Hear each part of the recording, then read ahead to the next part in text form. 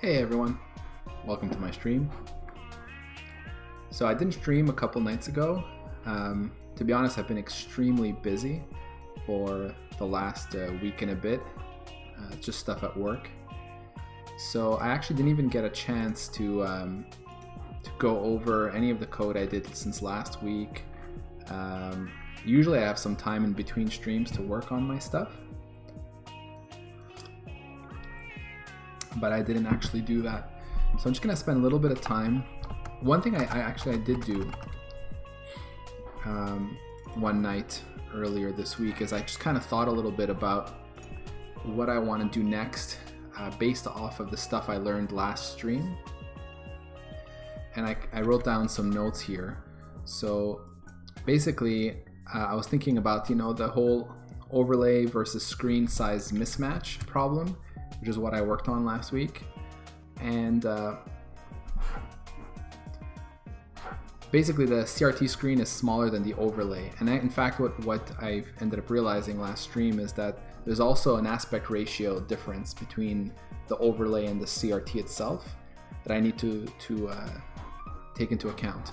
So thinking about that was, I thought about how what I need to do is I need to make the aspect ratio of the viewport based on the aspect ratio of overlay, not in the CRT. So what I'm saying here is that right now what I'm doing in the code is, go back to the top here, I have these Vectrex screen width and screen height, which are 256 by 256, right?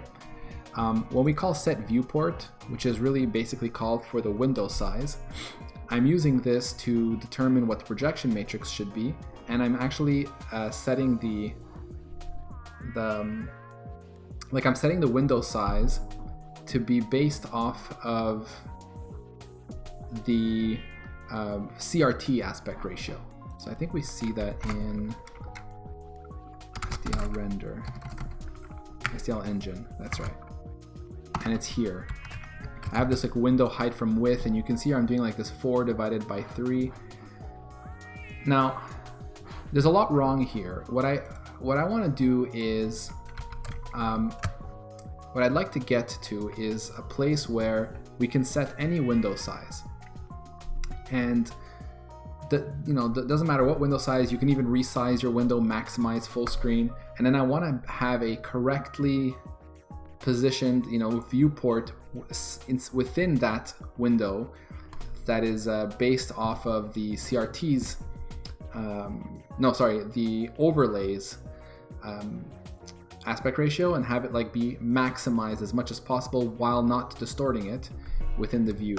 So thinking about that, within the window I should say, I also took some of the sizes of these PNGs. So I have all these overlays here. I actually thought that they would all be, they would all have the same aspect ratio, but turns out maybe because of the way they're scanned or I don't know what, here's a few examples of, I just took randomly selected a bunch of files and I took down their widths and heights, and you can see that they're quite different. They're dramatically different, really.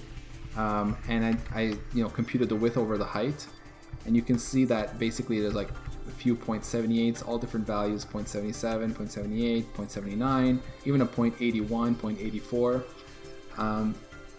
But most of them seem to tend towards 0.78. So if we base ourselves off of this aspect ratio, we should be okay. I mean, to be honest, we could probably choose anything between 0.78 and 0.84 and we won't even notice. But anyway, so what I decided was, as I wrote here, so I said the AR varies between 0.78 and 0.84 in my set, but seems to average around 0.78 of width over height. So let's say we go with that, right? And the aspect ratio of the CRT is 3/4. So there you can see the kind of discrepancy that we were noticing last time, where we had to kind of scale the width and height independently. It's not a uniform scale of the CRT down from within the overlay. I wrote here, enable window resizing, as I just said earlier. I would like to rename set viewport to be set window size. So we can store and we'll store the current window size. And the reason for that is I'm going to be basing my computations. Actually, I don't even know if I need to store window size. I have other ideas.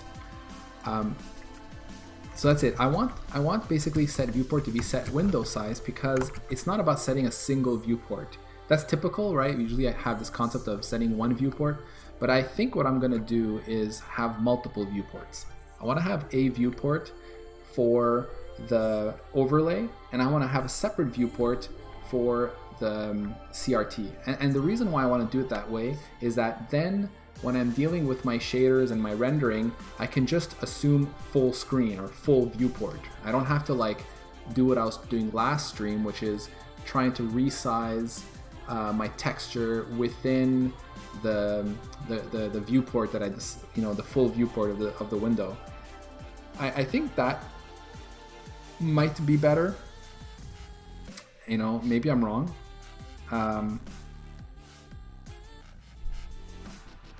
Sorry, I'm just having this thought about if I do. Sorry, I think I just missed a follow. Is that possible? Not sure. Anyway, yeah, I was just having this thought now. Does it make sense for me to do the separate viewports? Because at the end, what I wanted to do was I wanted to blend the two textures, the CRT and the overlay, as two separate textures in one shader.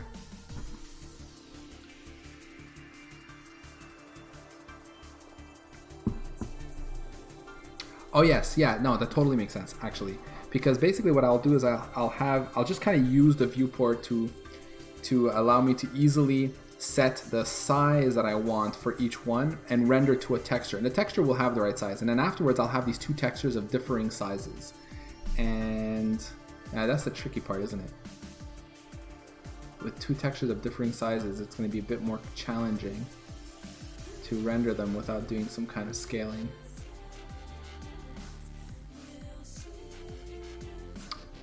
Or not. No, actually no, I could just create a quad that fits. Yeah, no, I think this is doable. I'm not sure.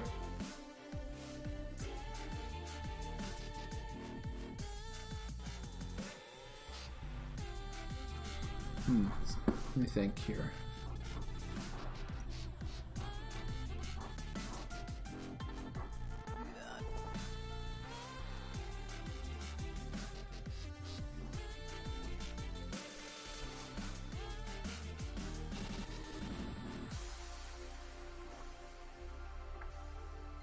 And I thought about the different passes that I want to do here.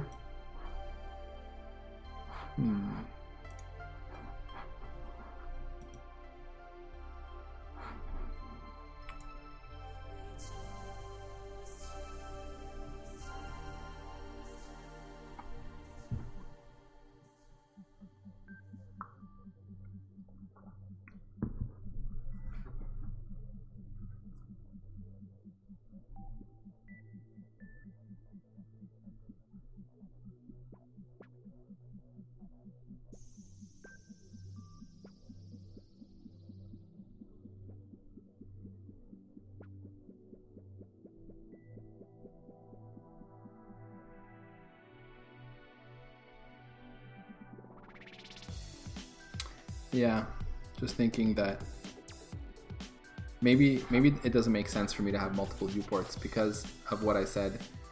Ideally, what I want is differently sized textures.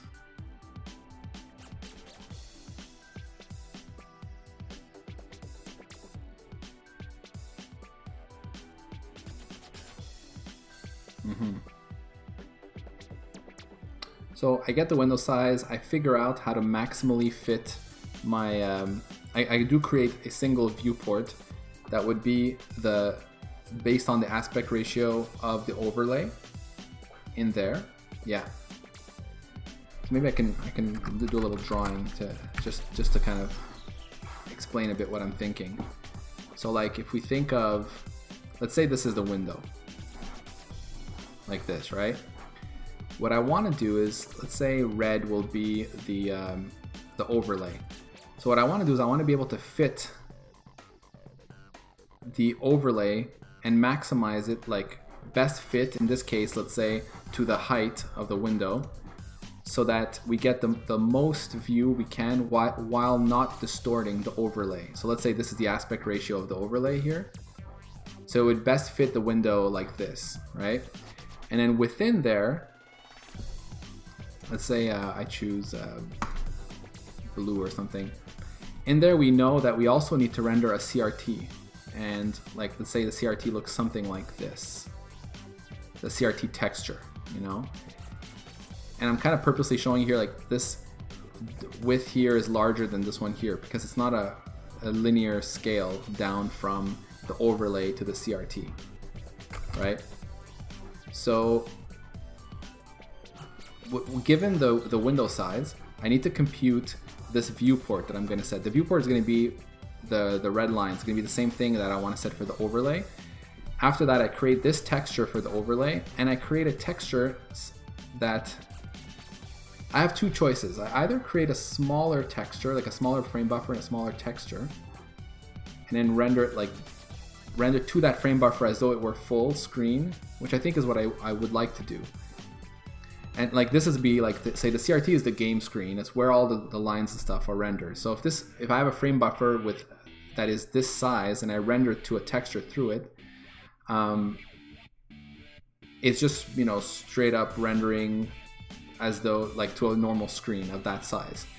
Now after that, I have this texture of a different size, and what I would want to do is I want to render a full screen quad. Like this is like the final pass of my shader.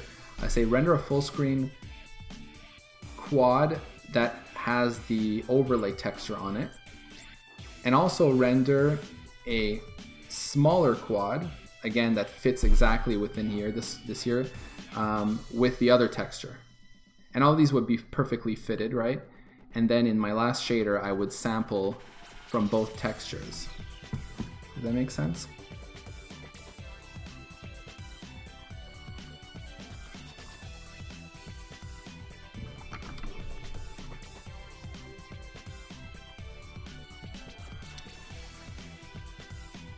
Yeah, there's only one problem with that. Let me think. What did I do last week? Let me try to refresh my memory a little bit on what I did last week. Take 1.5 weeks off and you forget all these details, you know?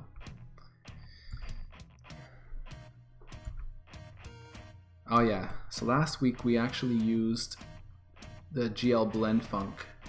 We enabled blending so that the frame buffers would blend. That's true.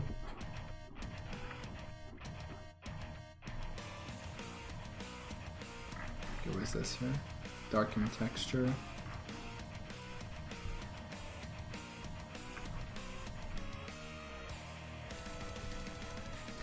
So set vertex buffer data.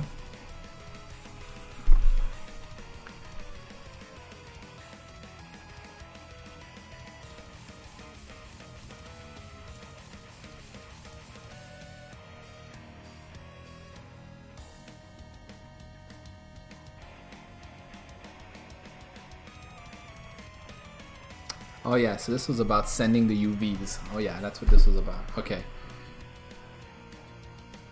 Right.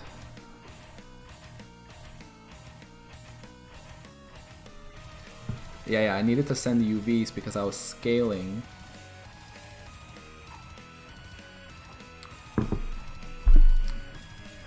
I ended up scaling the quad.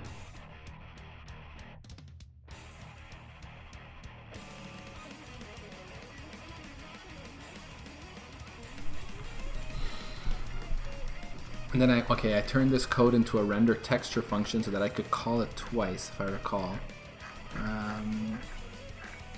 Let's see, render texture.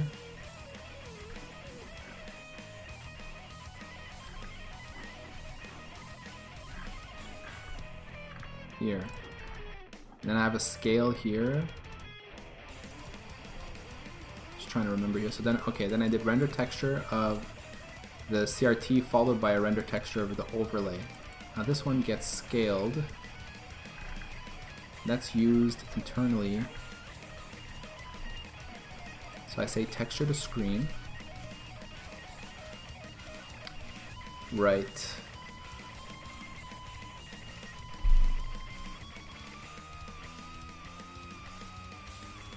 Yeah, okay, that makes sense.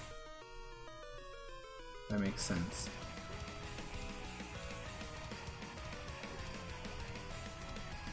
Right, okay, so by rendering, given that for both passes, for both textures, yeah, so here we're kind of doing two passes, two draw calls. That's why this one works this way, but I could still do it instead in one draw call and setting both. Can I do it that way?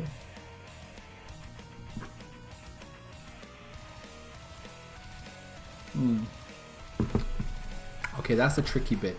I kind of got away with it last time because what I did is I would draw, let's say the red line here would be this larger quad, and I would draw that into a frame buffer, and then that would get rendered.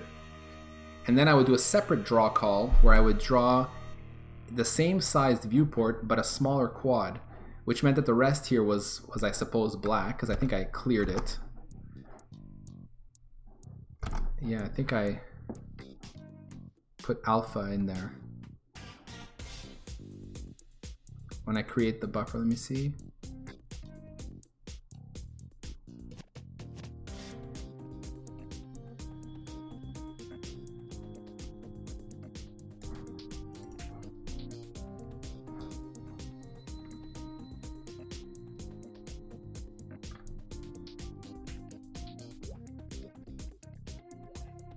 Actually, I guess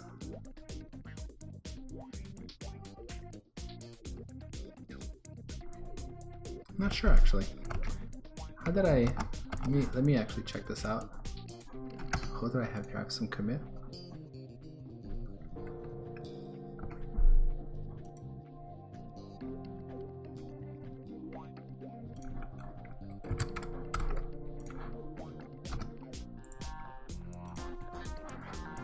Just gonna check out this branch and just run it just to kind of refresh my memory again.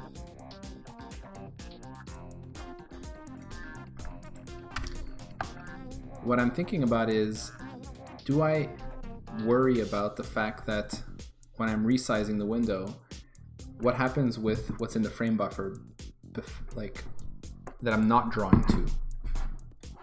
All right, so this looks good, right?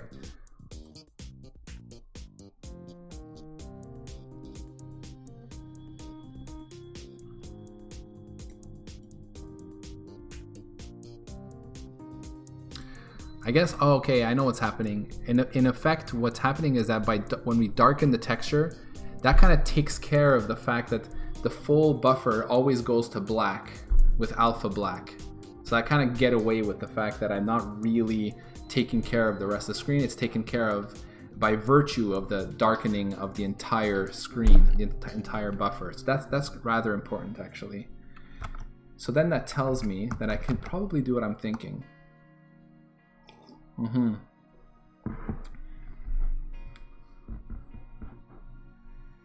Although I'm not darkening the whole thing, I'm darkening just this texture, aren't I?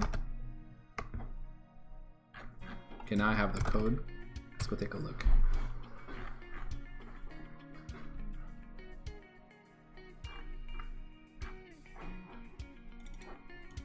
This here. Texture frame buffer. The texture frame buffer is here, we bind. Cleared it once. So we do clear the entire buffer once here. That's it. We make a fully sized viewport when we do our first pass and render to it. And then that creates a full screen, full-sized texture. Okay, so that answers it, right? So then we are indeed we are rendering to the whole thing. We are darkening this whole texture that is the size of the window, and then I'm scaling it down.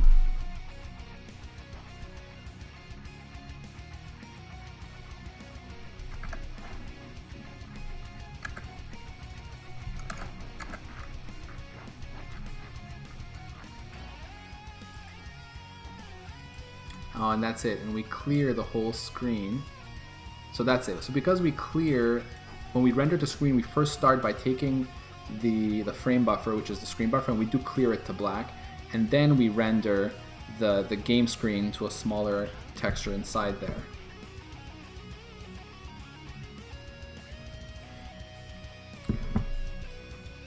So my question there is, can I successfully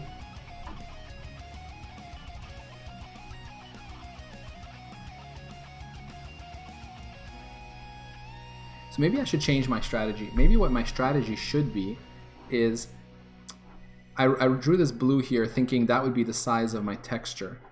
But in fact,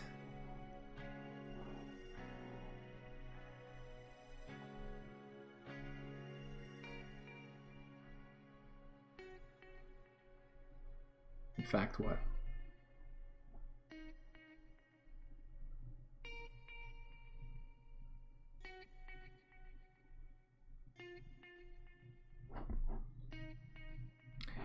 What I'm thinking is I should make the same size frame buffer for all the things. So I have a frame buffer for the overlay that's, say, base like this red one. Make another frame buffer for the CRT that's the same size. But then I could, inside that one, I clear it to black. And then in there, use a smaller viewport to render the game screen correctly in there. But what that will do is it will still produce a full screen texture, just that, you know, if I have the, basically it'll look like this. I will have created a texture, cleared it, and then rendered to a subsection using the set viewport. And by doing that,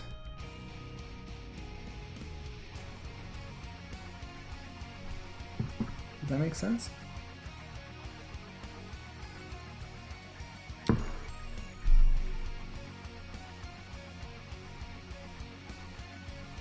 Yeah, that makes sense. And then I draw in there, so I can draw, like, say, my lines. And then I have this one big texture, right? And then we can darken this whole thing if we want as one texture. I mean, darkening the outside is useless, so I guess we could even just say darken the inside here again. And then what I'm left with is this big texture that's got black around it. The inside is the CRT, and then that one big texture is what we sample in the final shader to mix and blend the overlay with it. Because I'd rather do this final blend in a shader rather than, like, rely on the GL blend func doing it for me, if that makes sense. Like, I'm not a huge fan of what I did last week with this setting the blend func. This here. I'd rather not do this. I'd rather handle it totally myself and not tell OpenGL or the driver to do it for me. And to do that, I need to have these textures. Just thinking, is there like a smarter way to do this? Because the problem is if I let's say render just a small quad, when I'm writing my shader and I'm sampling, I will be sampling out of this here, and let's say this corner and this corner here, and mixing them together. But that's not what I want from the overlay and from the CRT. I want to get the same relative pixel here. So yeah, I think what I was saying is probably the thing that makes the most sense.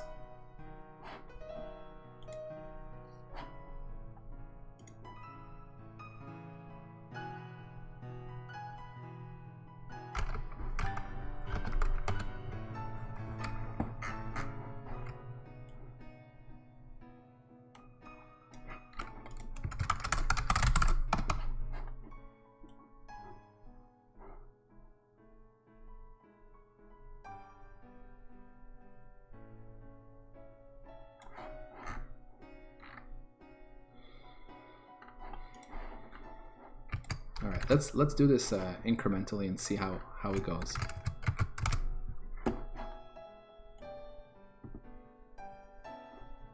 going to start with set viewport.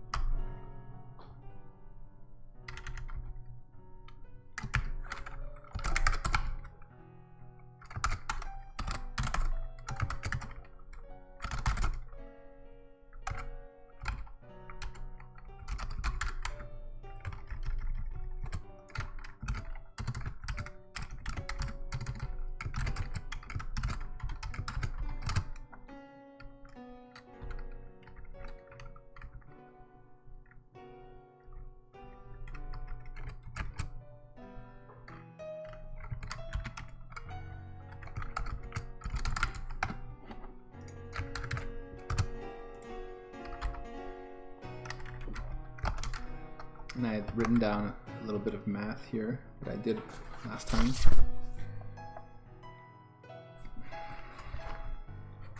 So I think I even wrote it here. The viewport aspect ratio is okay. So if the viewport aspect ratio is less than 1, fit to the window height, else fit to the window width.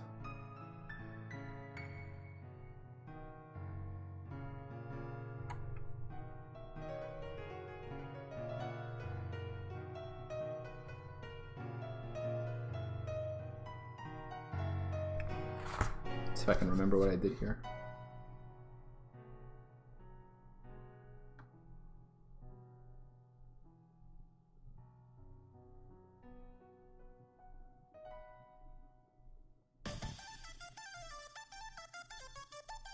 All right, okay.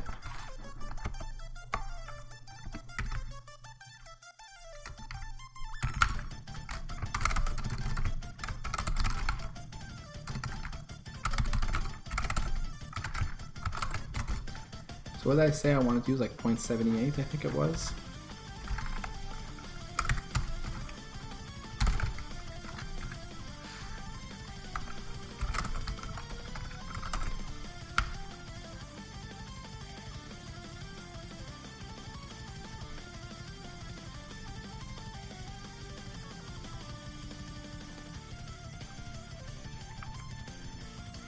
Oh yeah, I was thinking about writing a function to do this, that's right.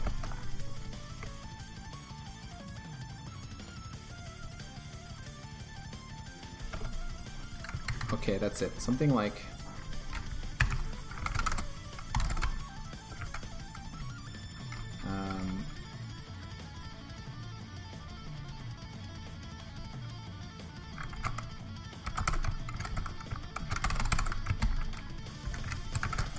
get best fit viewport, let's say. And what we do is we say we pass in the window width and window height. Let's pass them in as floats.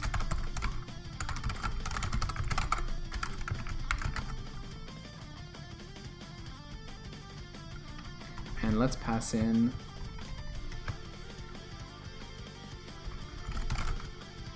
float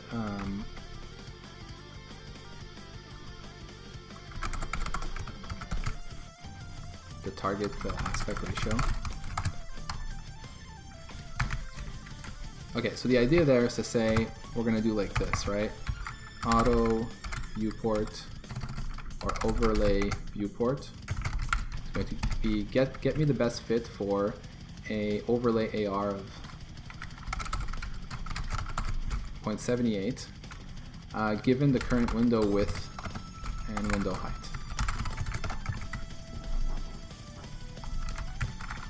Now if I write this generically, which is what I'll do, it's something like if this is less than 1, then it's fit to window height.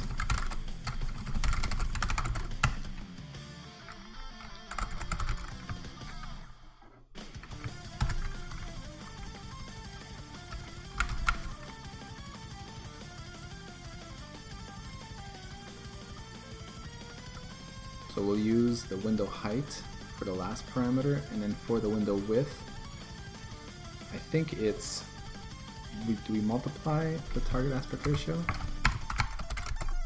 We might have to divide, we'll see.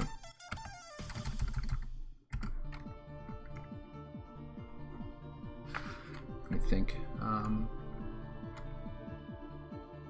So it's width over height. So it's going to be actually a divide. Or basically multiply by 1 over the window width, I think it is.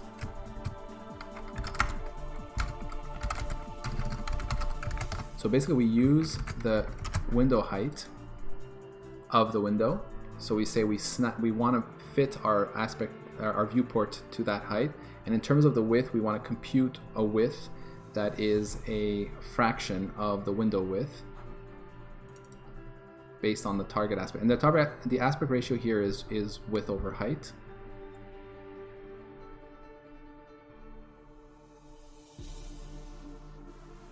Does this make sense?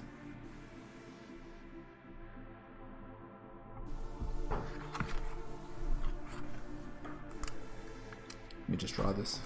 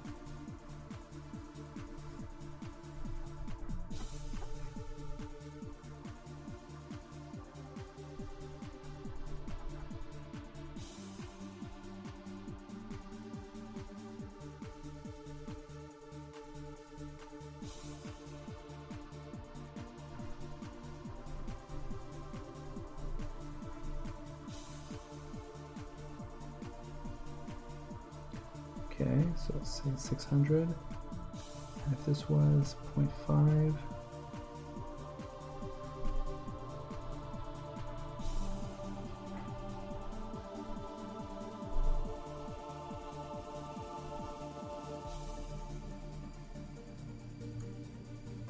oh, I'm choosing terrible numbers here. Let's say it was more like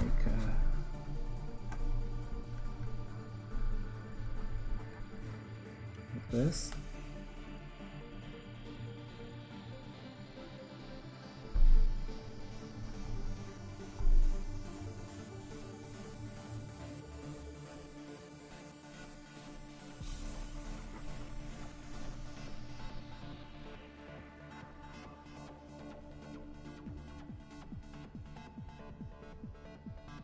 Actually, I think it's the aspect ratio. It looks like it's the aspect ratio times the height in this case.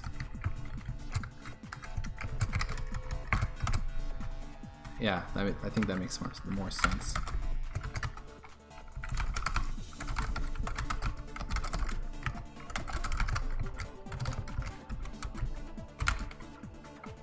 Now, in the case of fitting it to the width, in here, I think it's 1 over the target aspect ratio times the window width.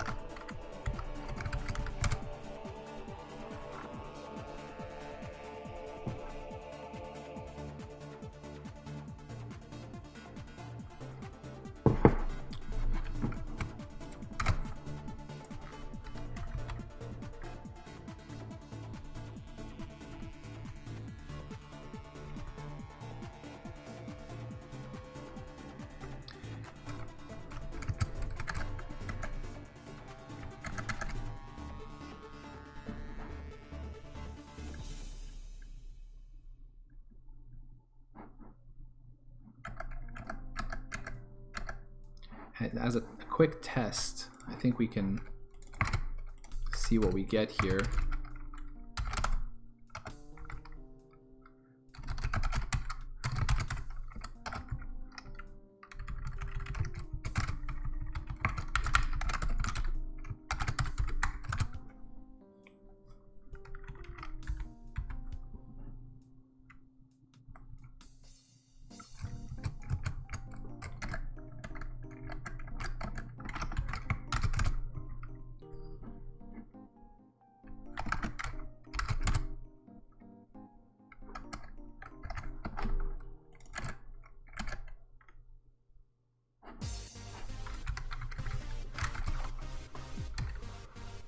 Alright, well here goes nothing.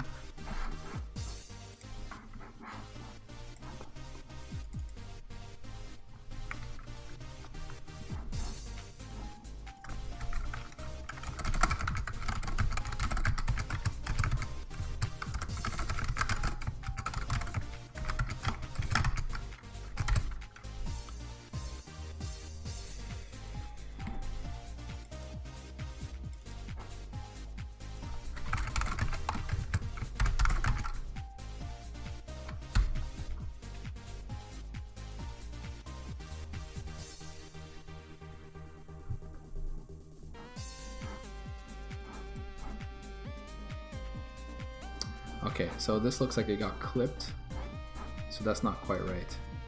Why did I think that would work?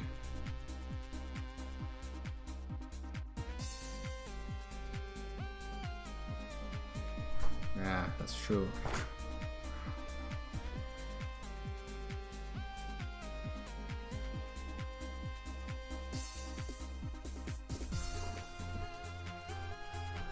Can I make this window resizable? SDL. That's what I need to know. SDL to resizable window.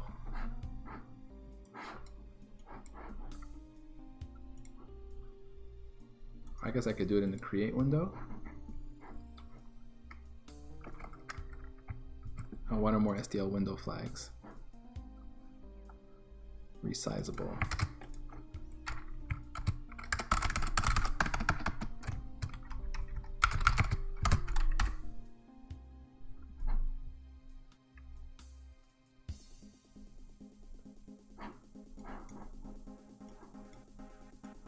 Okay.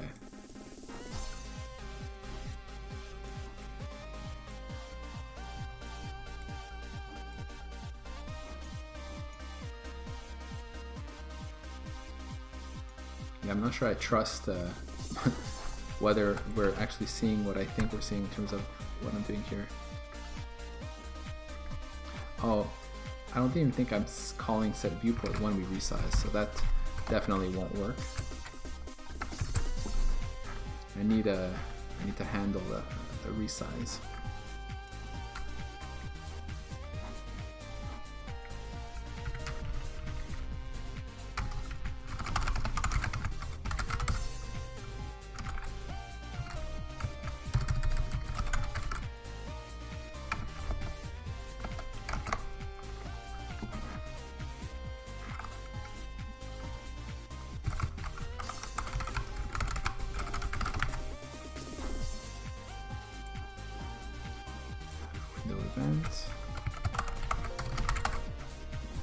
Window event resized.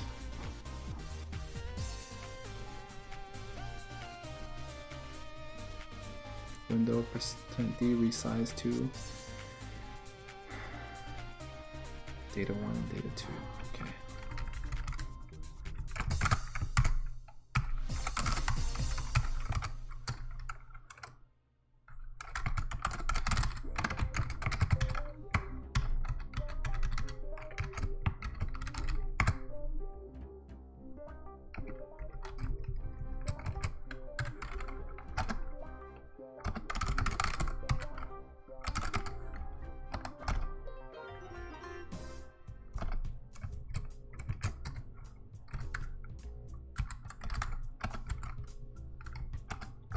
So I guess data 1 and data 2 is width and height.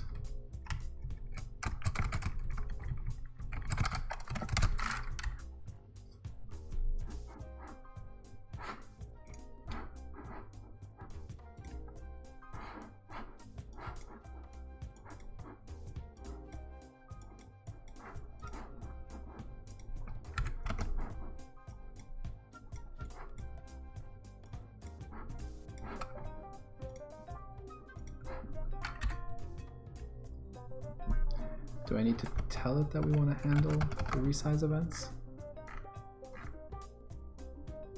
There's also, oh, there's size changed? What's the difference?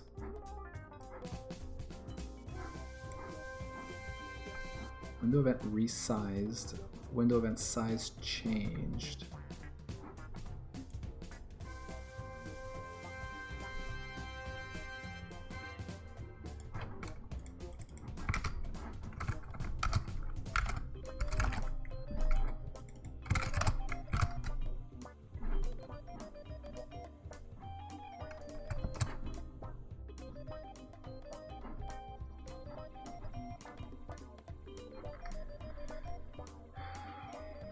Okay, so size change is sent when you explicitly resize the window using STL window size or similar, whereas resize is sent when the window is resized by something other than a direct API call. It's been a while since I looked at that. In any case, you shouldn't have any problem just handling both of them.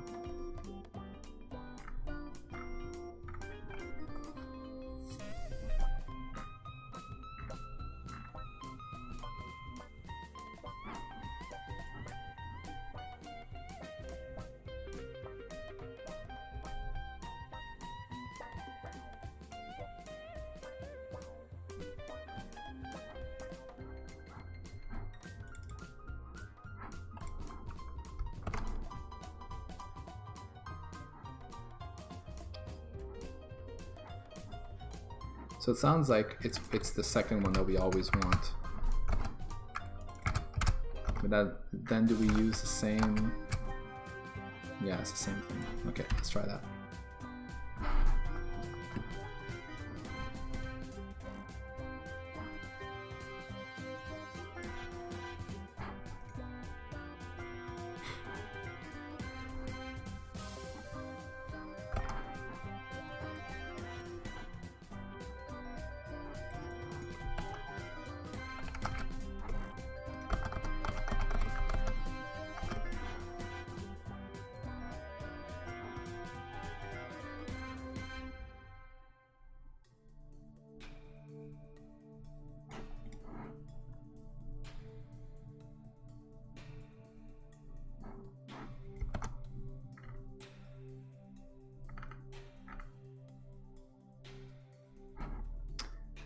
Oh, I see.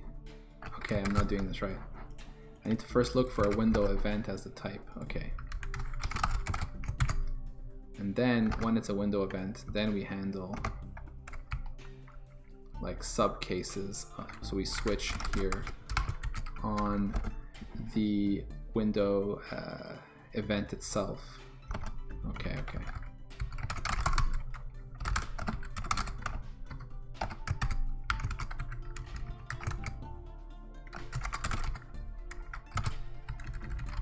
Okay, now this should work.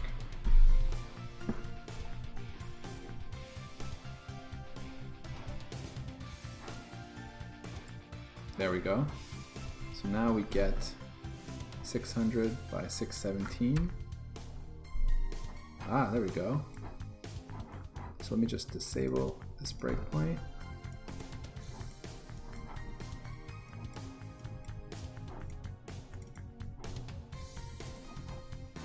Alright, so I'm not quite doing it right because when I do this, I need to take into account which one is smaller.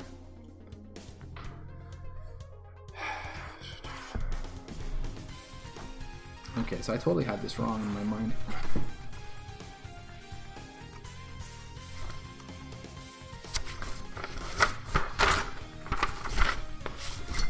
This I find much easier to kind of do it on paper, to look at all the different cases. So just bear with me.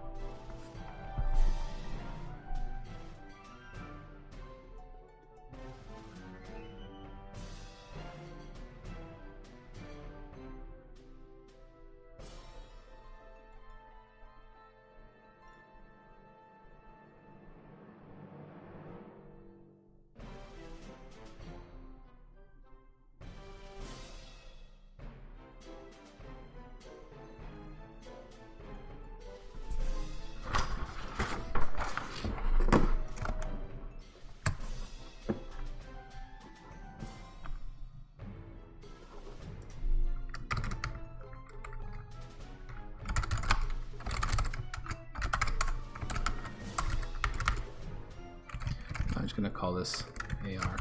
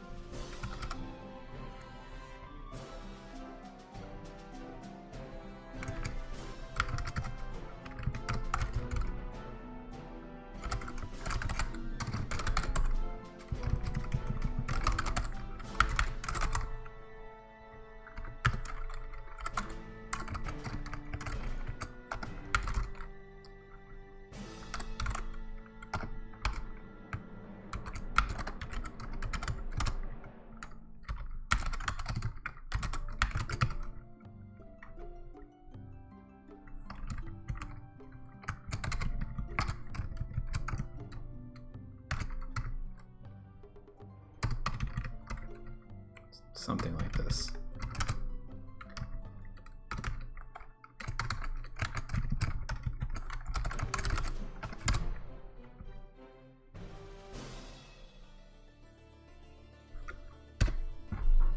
Let's see if I got that right.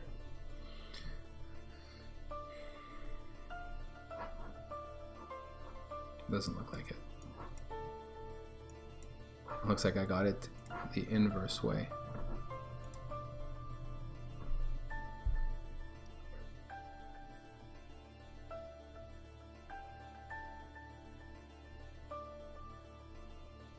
Oh, right. I did this wrong. This is actually greater than 1.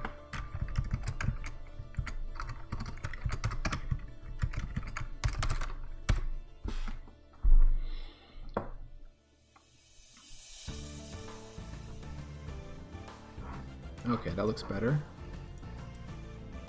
That does not.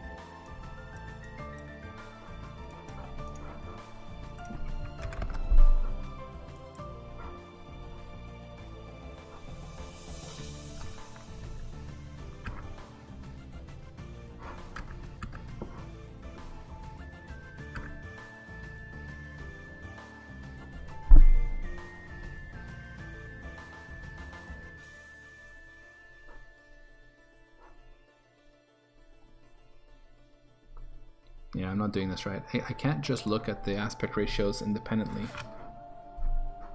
to figure this out, right?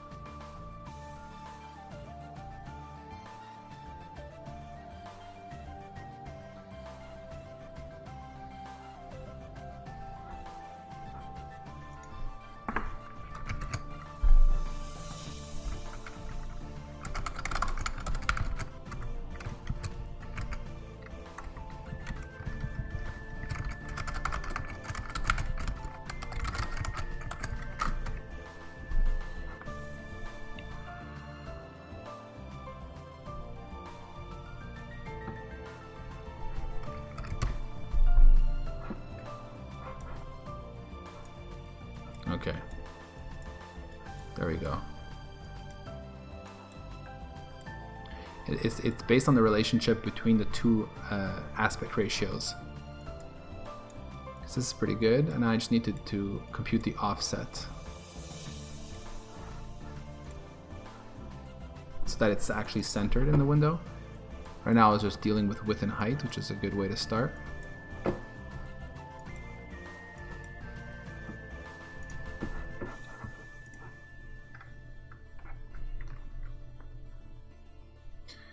Alright, so now to figure out the offset, when we figured out the width and the height, you know what I'm going to do is I'm going to break this up into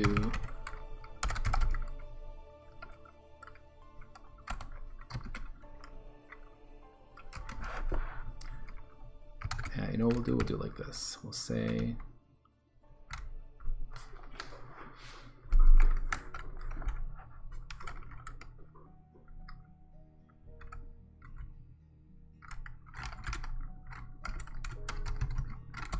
we'll just make this kind of cute like this. XY is equal to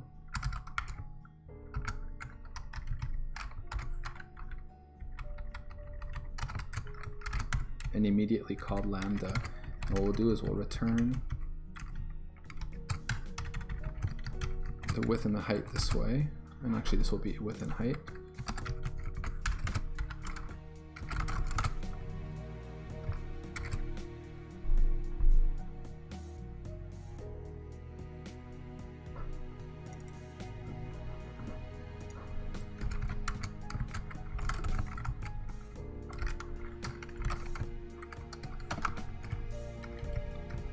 Or I could do actually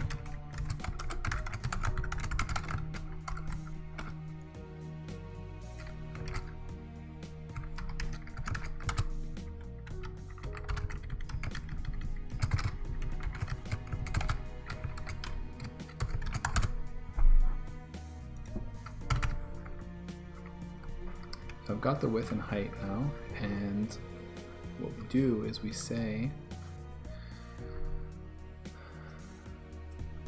that x and y, so for x we're going to take the window width minus, I guess I can call this target width, target height,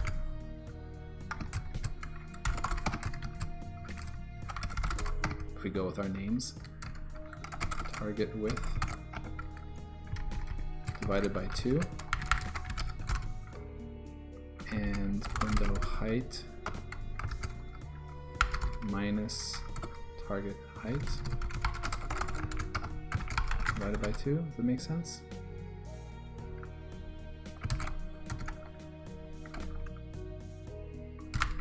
Followed by target width and target height.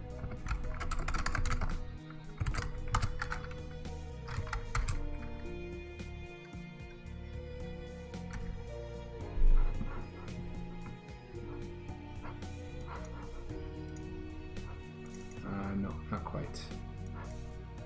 This should have been centered, so what did I do wrong here?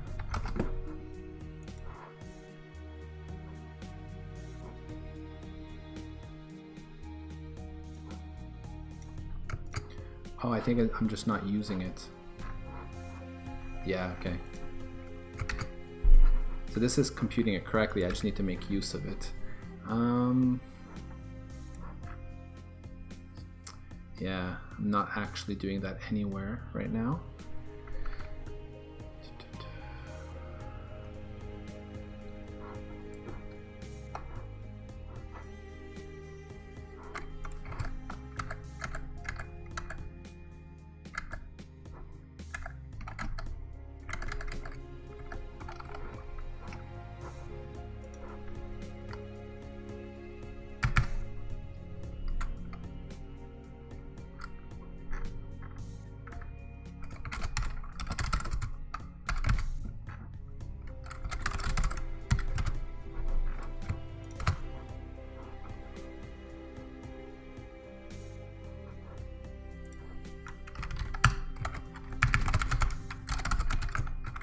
Let me just hack something in here. we'll do is we'll say that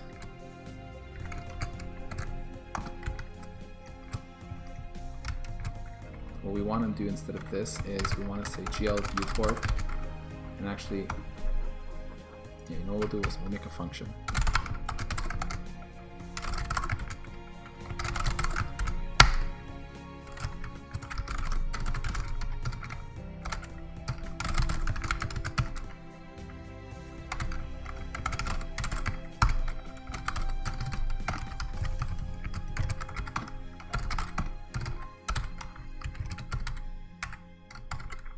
So we'll set the viewports X, the viewports Y, the viewports width, and the viewports height.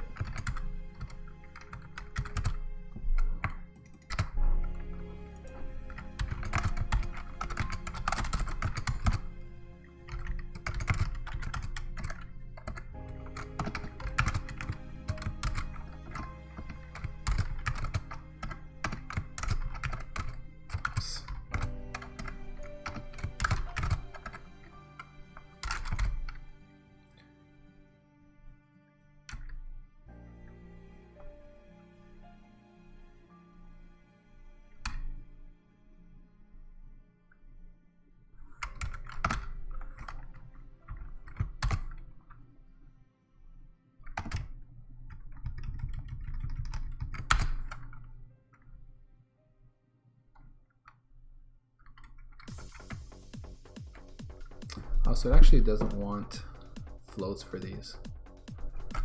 Alright, whatever.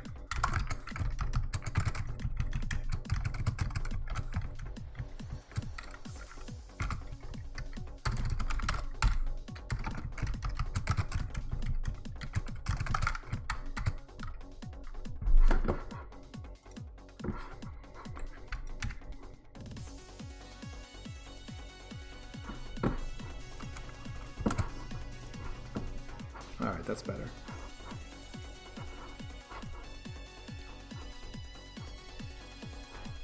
Okay, that's cool. So we are getting the window resized properly.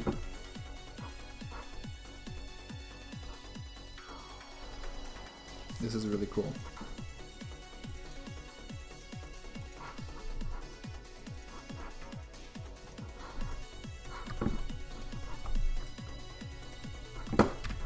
Run this a little bit faster.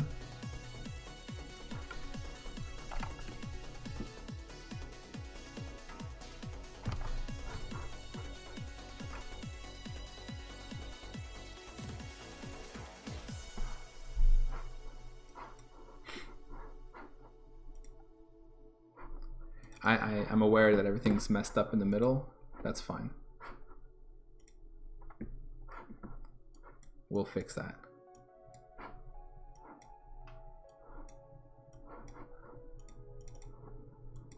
I think it's cool that we can now reliably maximize this, this viewport here. And we can use that now to compute what we need. So I think this function's working. Just to be doubly sure, what I could do is I could just try setting a different aspect ratio, one that's greater than 1, and see if that works. Let's say it was like 1.3. See if that even makes sense.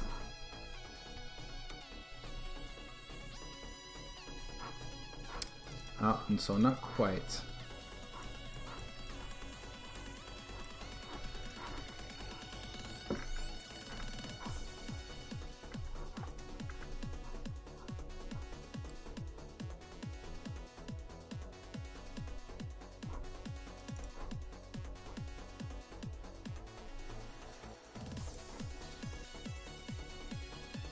So maybe I'm always supposed to do this. Does that make sense?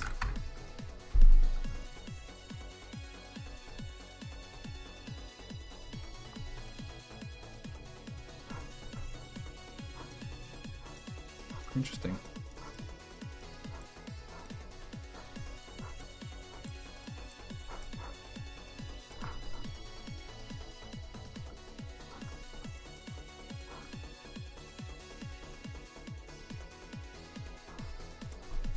So then all I need to do then is this.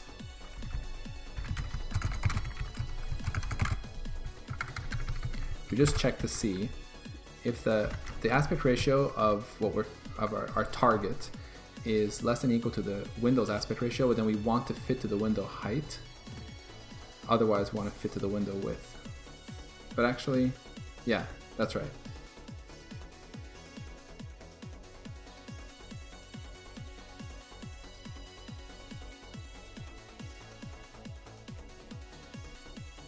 Does that make sense? Yes. Yes, that makes sense. These things are always a bit tricky.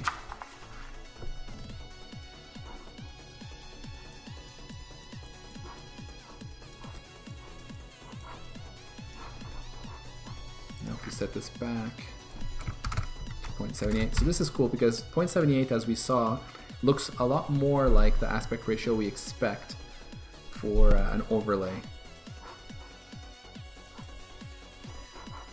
In fact, like, I'll just pause that, and we take one of these guys. I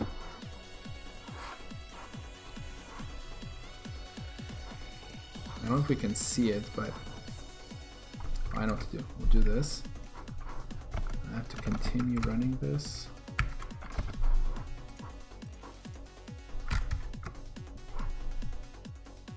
So yeah, see, like,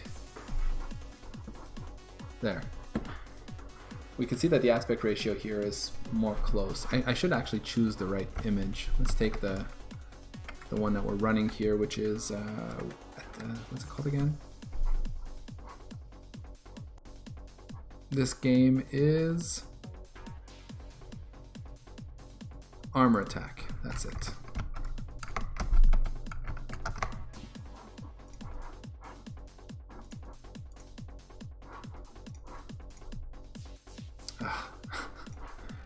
There.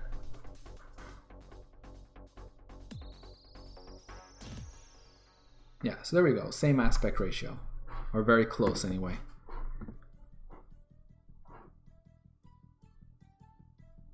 And the reason why this is going crazy is because of the rest of the code is kind of depending on the size, and I've messed that up. So I'm going to be fixing that, but I'm glad to see that like this works.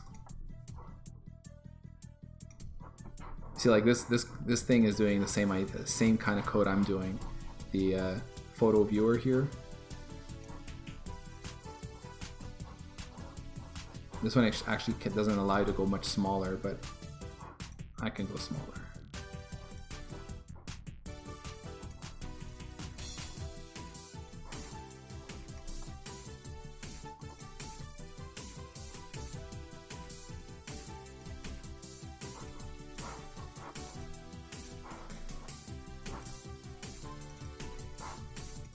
Okay, pretty happy with that.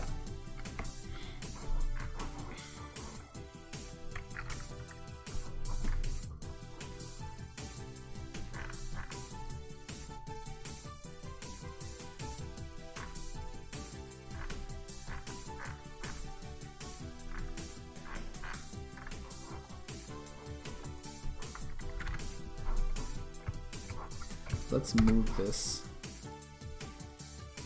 up here somewhere.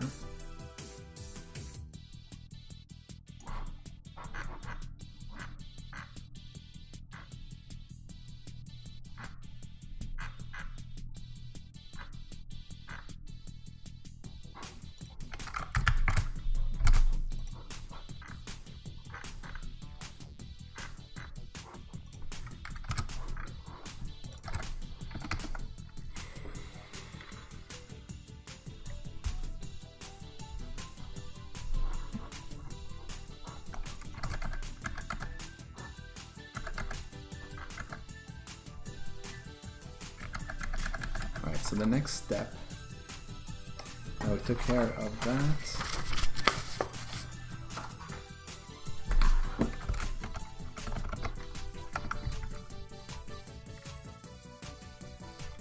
Right.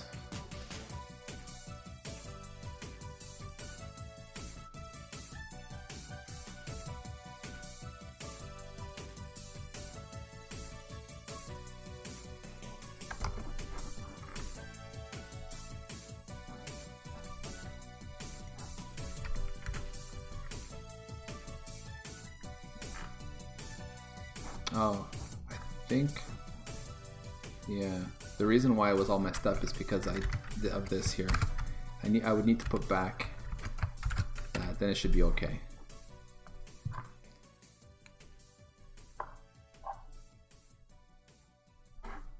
Or not.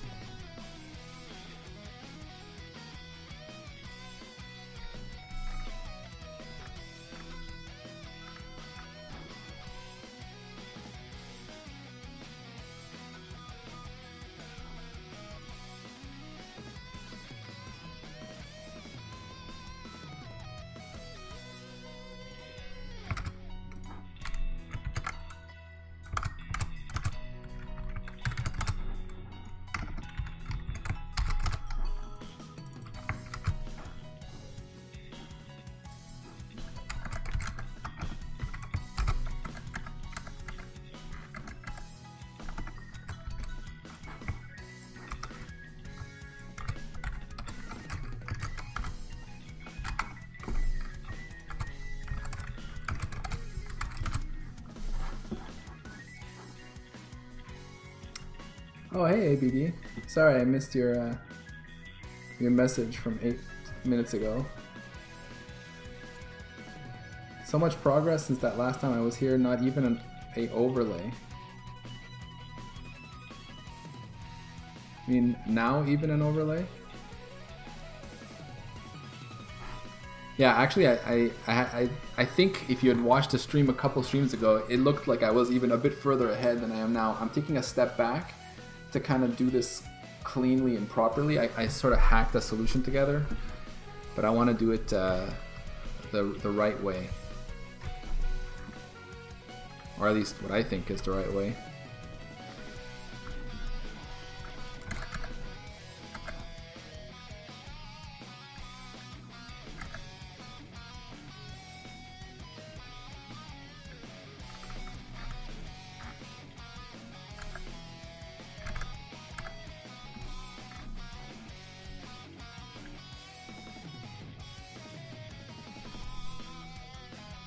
Okay, so this creates the CRT textures at the same size as, let's say, whatever we computed for our viewport, which would be based off of the overlay, which is great.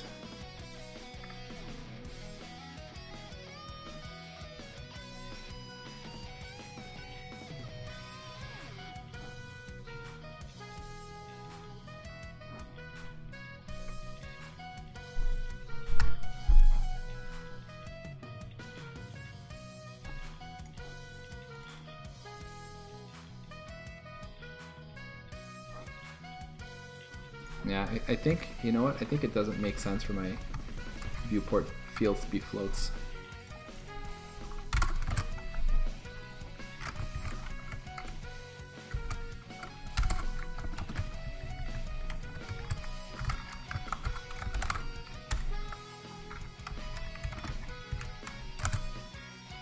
With GL int, yeah, and GL size I. This would make more sense. Now we're gonna get some other float to int, but that's fine.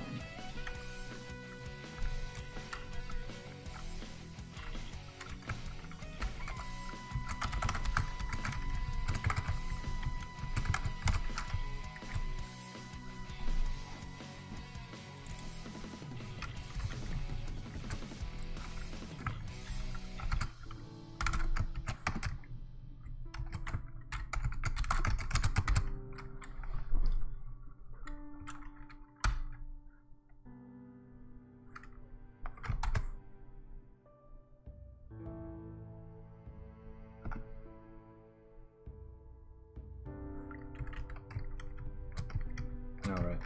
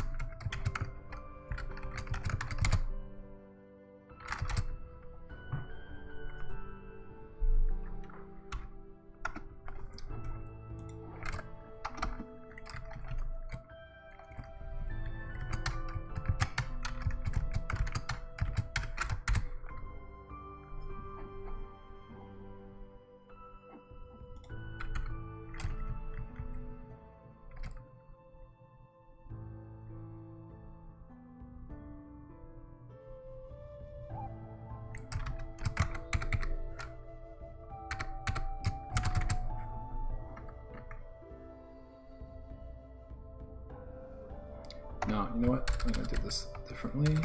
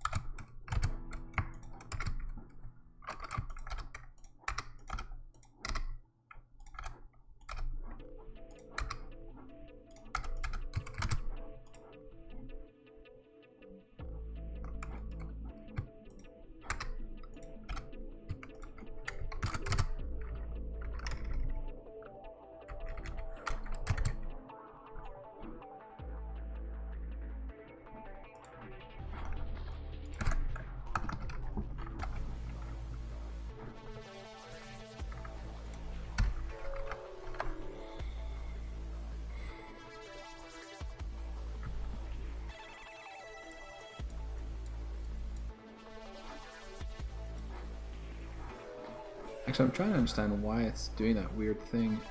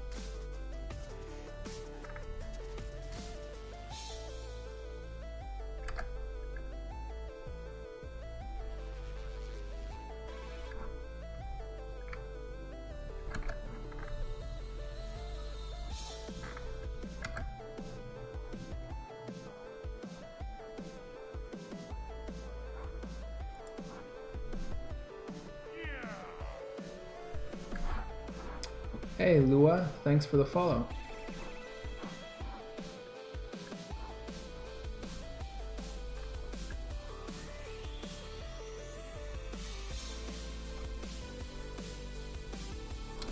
So, I'm thinking that it has something to do with the fact that my viewport does not, yeah, it's this Y offset of 15 that's causing the trouble. Now why would that cause the trouble? Like if I force this to 0, yeah, I see everything is stable now. As soon as I introduce some offset there, this guy goes nuts. Now the reason for that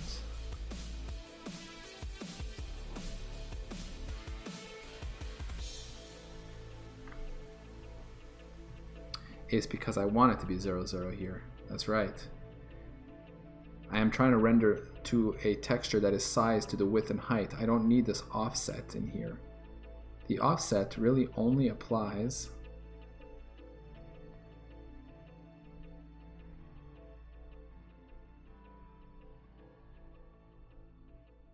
when we set the final viewport for drawing to the frame buffer. I think that's right.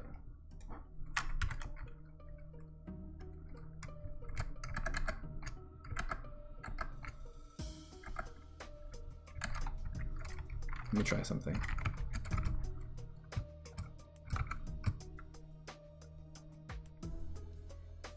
Let me think here.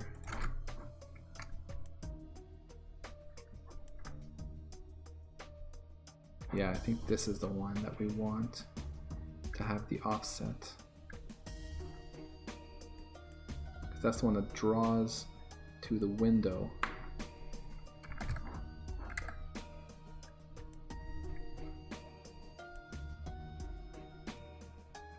Okay, so actually what we want here then is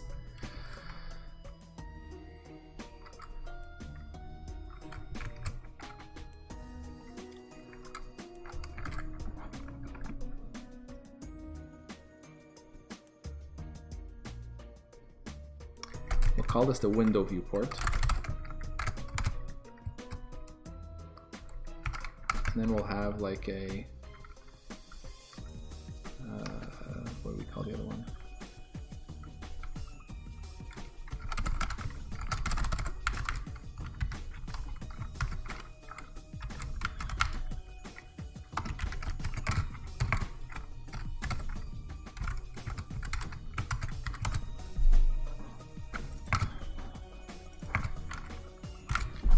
An overlay viewport.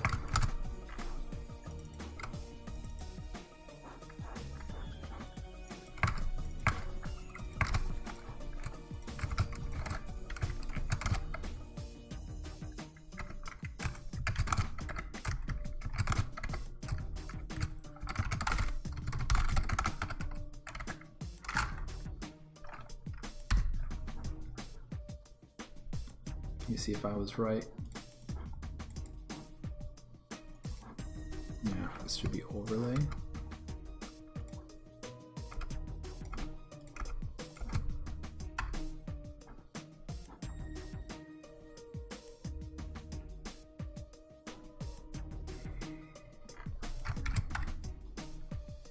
There we go.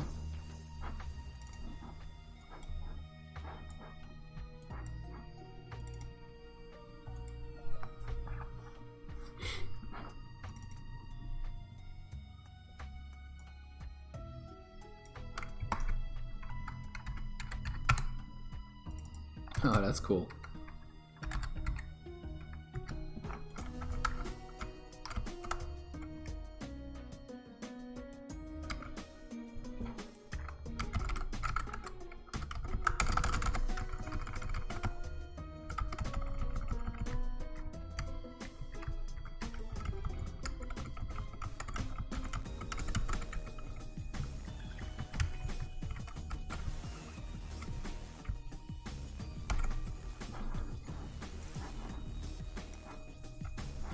Okay.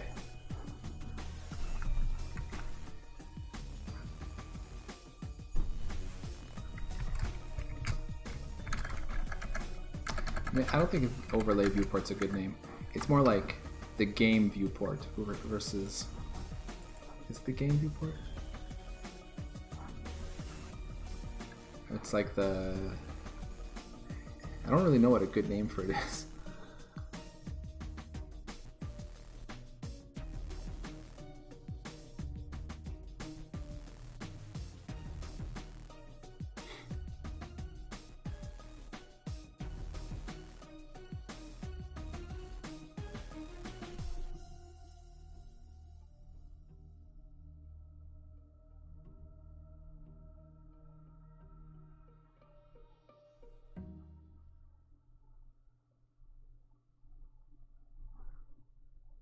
Yeah, I'll just leave it like that for now.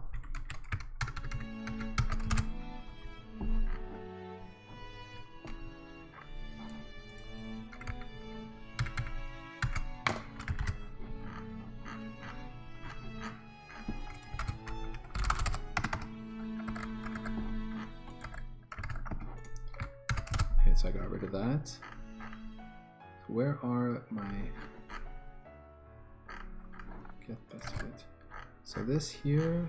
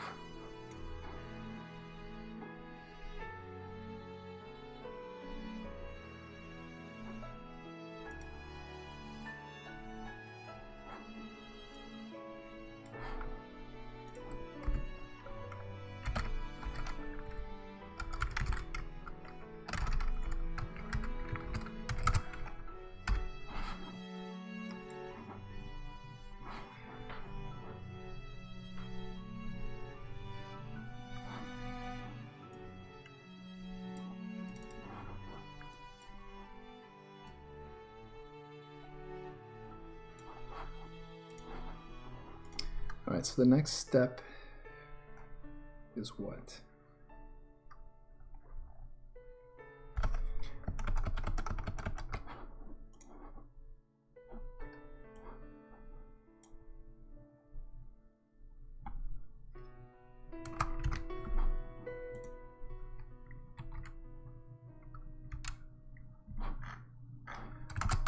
Okay, let's commit this. We'll say make window resizable and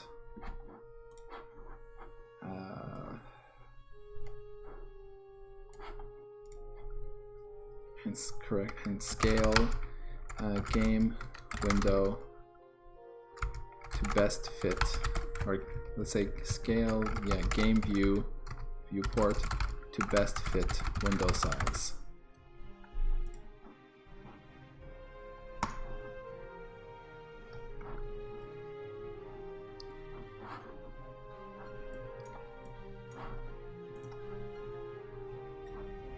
You know what? I'm gonna rename the. I'm gonna edit this commit here.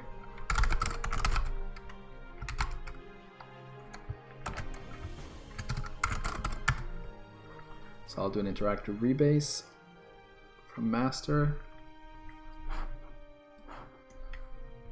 So I will pick this, I'll just reword it, and then we'll pick the next one.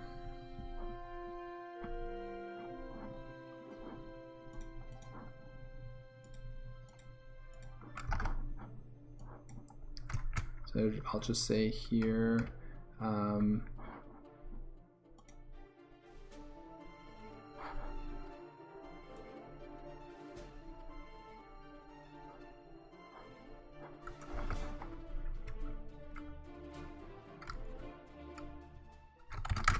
scale, scale CRT view down to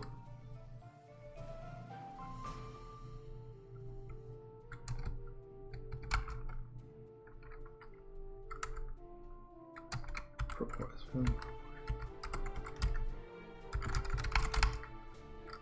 to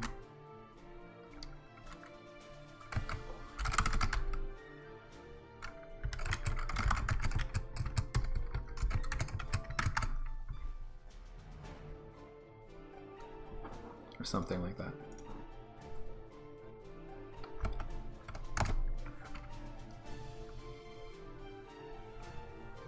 Okay, so the rebase is done. Here we go.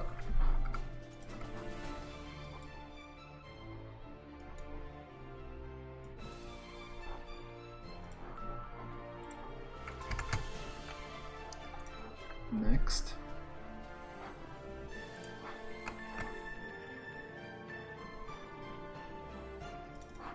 Yeah, still wondering if this should be called set viewport. This should probably be called set window size. That would make the most sense. Yeah, let's do that.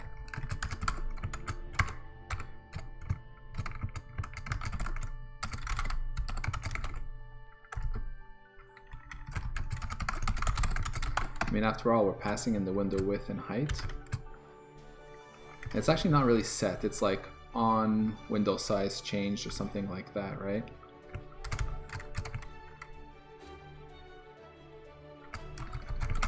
Let's say on window resized.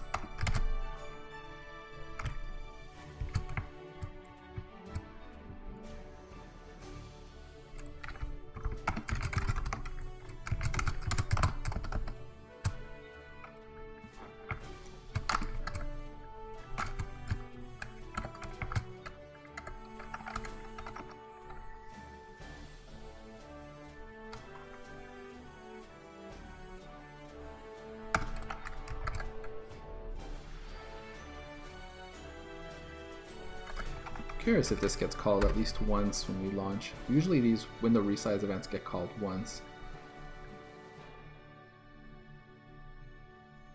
No. Only if, so yeah, so I will need the initial one. That's fine. So I prefer this.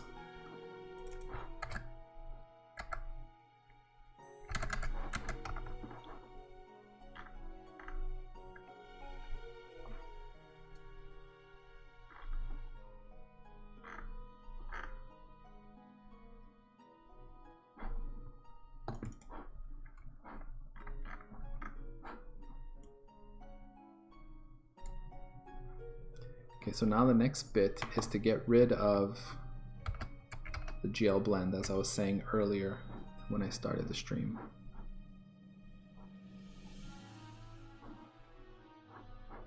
So see, I kind of wrote down my idea for the passes here. So we want to draw the vectors to cur texture 0, which is what we're doing, and copy cur texture 0 to cur texture 1 and darken, which is what we're doing. But what I want to add is here a new thing. And I want to do a copy of cur texture 0, not 1, scaled down. Is that right?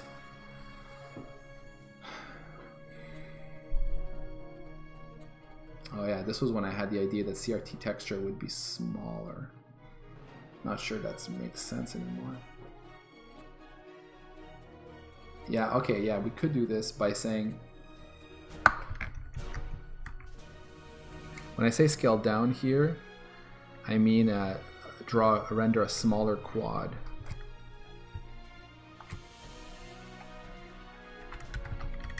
So it's not really copy as much as it is render.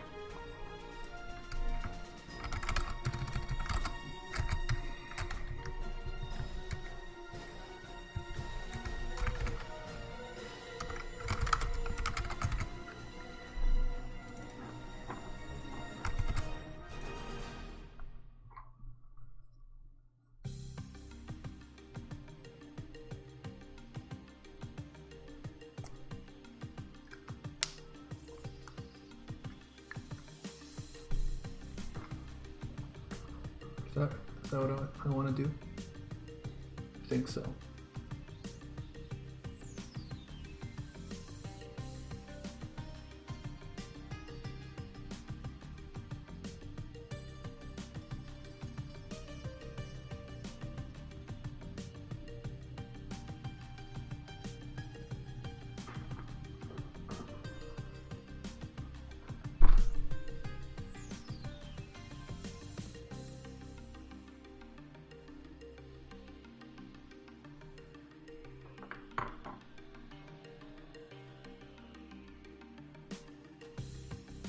And see, like, the ultimate goal is to say, to have another pass where we take that overlay texture and this now CRT texture, which are the same size, but this one here contains the scaled down version of the screen. But that's the thing I don't like, is that if I do that, I'm gonna get artifacts from scaling down. Which brings me back to the idea of wanting to have the texture be the right size right from the beginning. Yeah.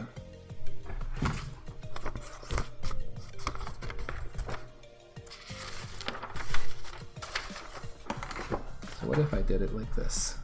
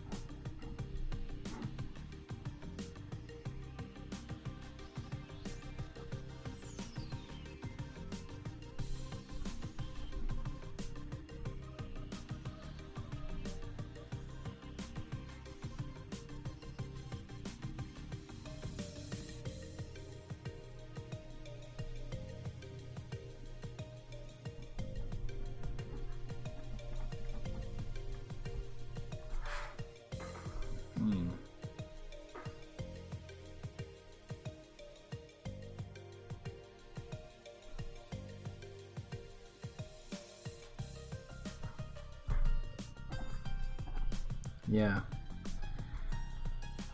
Okay, so I'm starting to go back to like this idea, and I think it's starting to be a bit more clear in my head.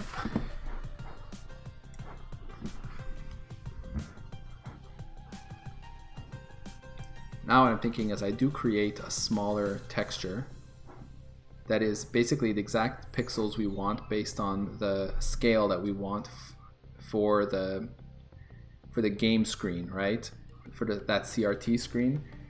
And when we render to that, we render to it like full size and all that. The key is that we in this extra pass, we have a kind of CRT final texture that is the same size as this one here.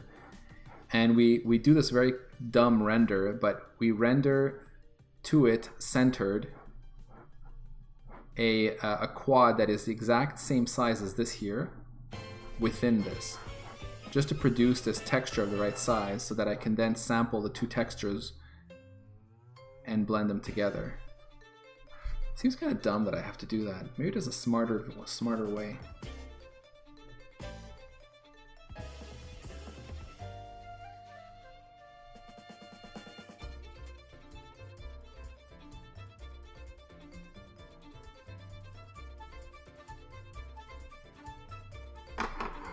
No, I mean, I guess that's it. There is no smarter way. It's because I'm dealing with like a screen space texture. That's effectively what I'm trying to do. It's a screen space effect, you know, the blending that I'm trying to do. So yeah. And like right now,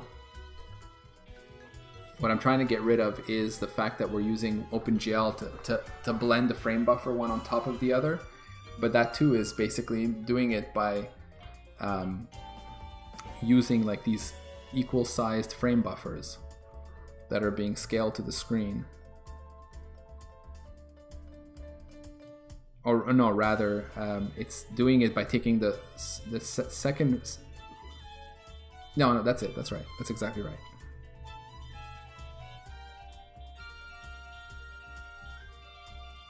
Yeah. So I don't have a choice. I need this extra pass. Okay.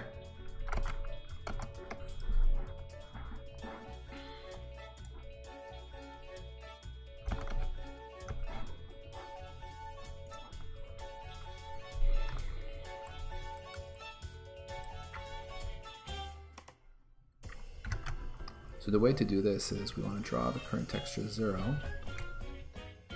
So yeah, I need to create a CRT texture, so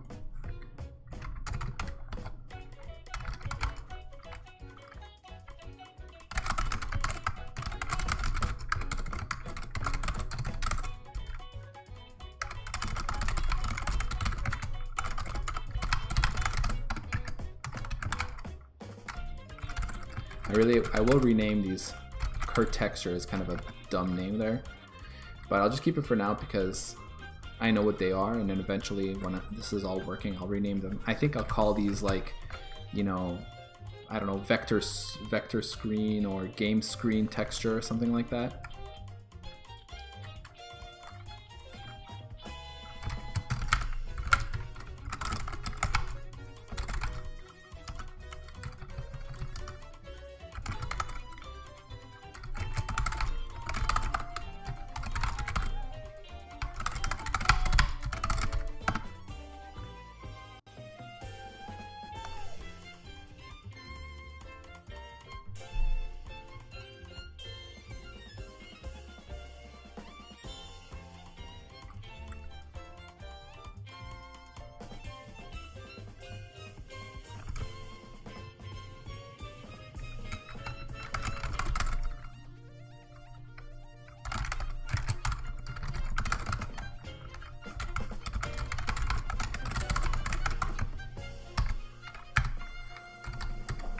Okay, so then when we do this, yeah.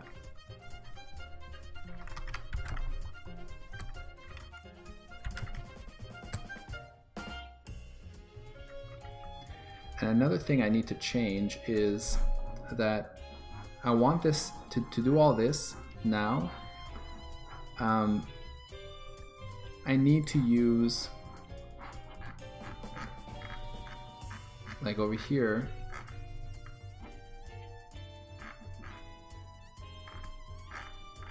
see if I can make sense of this here. Yeah, so starting from pass 2, where we do like this darken texture pass, we use this, you know, this darken texture program uses this pass-through vertex shader, and what the pass-through vertex shader does is that it just takes the input vertex positions we passed immediately in model space as the screen space or the clip space coordinates. So it's like there's a one-to-one mapping. It's the reason why when we do the darken texture here, we just go ahead and create a quad that ranges from -1 to 1 in all dimensions. This is kind of a shortcut, right? because then we know for a fact that the vertex shader just takes this as is, like that we're passing it, I should say, that we're passing it vertices for the quad in clip space to begin with, which is a bit odd, right? We don't usually pass clip space coordinates when we're sending to a shader, but here we have the knowledge that the vertex shader is expecting these to be in clip space and we'll just pass them through, which I guess makes sense as the name is called pass through, but I don't want that. I actually want to do what you're supposed to normally do, which is multiplied by the, like what we do here. So for the draw vectors vertex shader, we take the model view projection matrix and we transform into clip space. So we transform, let's say, like world space coordinates into clip space. And I want to do that because then it'll be easier for me to I think create that quad, by giving it the exact size of the window that we want rather than a scaled size.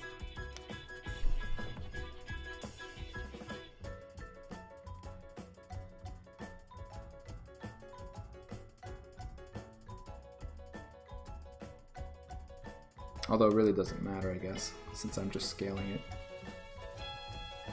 But yeah, I kind of like it more, because then I'm not dealing with, like, you know, ratios of a space from -1 to 1. Like, I'm not dealing with a ratio of clip space. I'm going to be dealing with actual, like, you know, 0, 0 to whatever. Like the actual viewport size maps 1 to 1 with the kind of world space coordinates we want to send. So I think that just makes more sense. Anyway, we'll see it when we get there.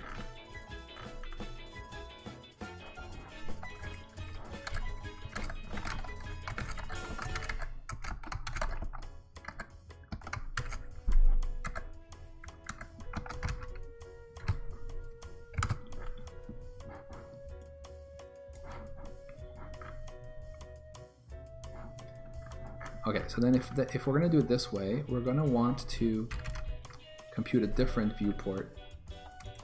Even though it's not technically a viewport, in the sense that I won't be calling set viewport on it, I still want to store it as a viewport within the other one. So we'll call that GCRT viewport.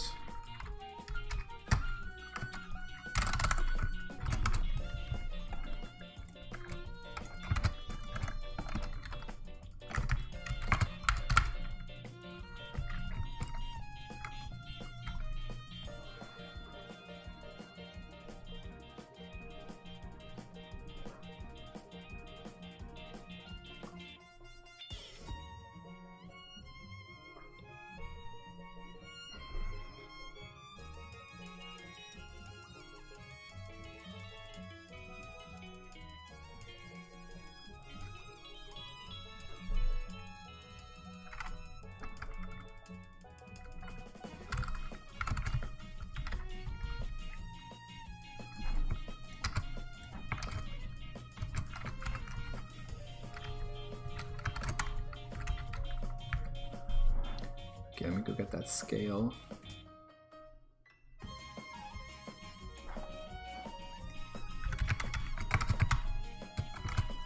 I don't know if these scale values are correct. I don't remember. I could figure it out, but whatever.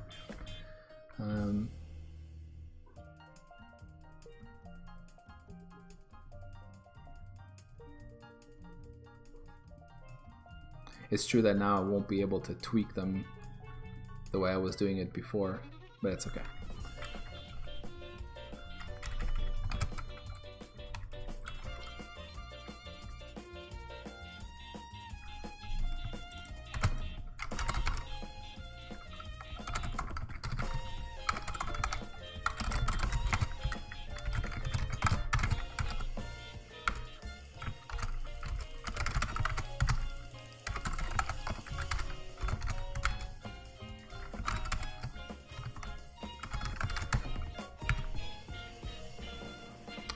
Okay, so we scale the height and width, but now I need to offset the positions.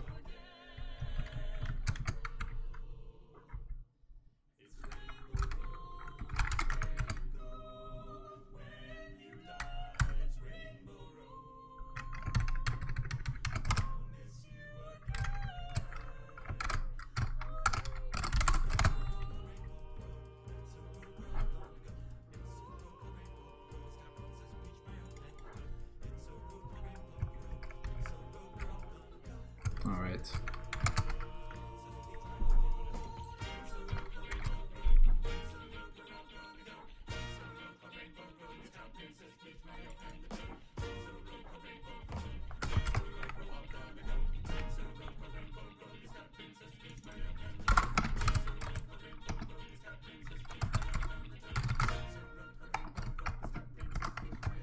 I think these should actually be GL size, technically.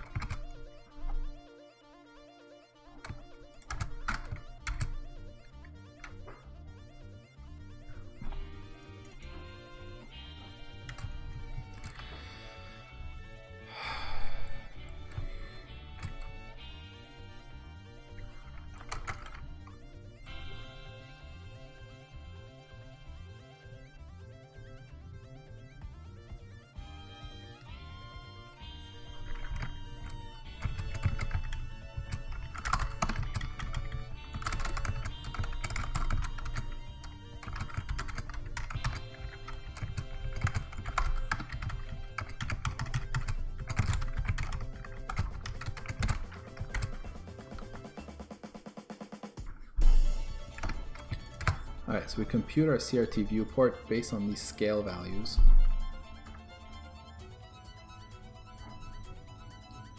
And now we can create, we should be creating the curve textures based on those sizes instead.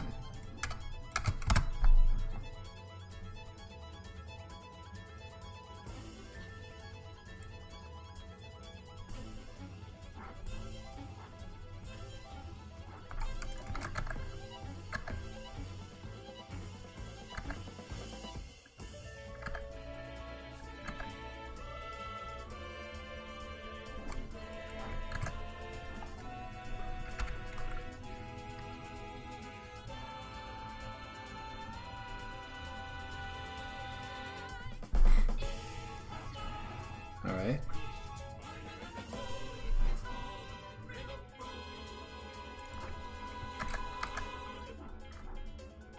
I did expect that to happen. Now that I've resized these, we can't really rely on the way we are scaling down there. In fact, yeah, maybe I should just remove the scale over here.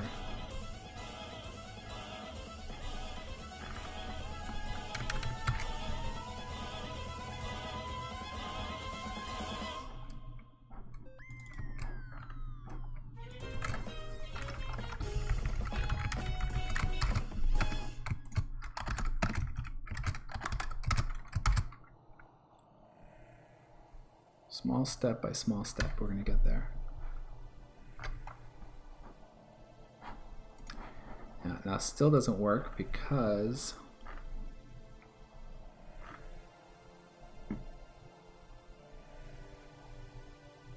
doesn't make sense.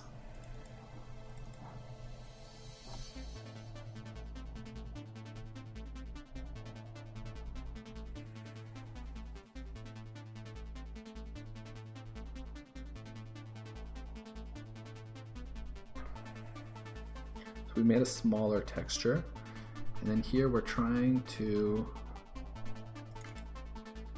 render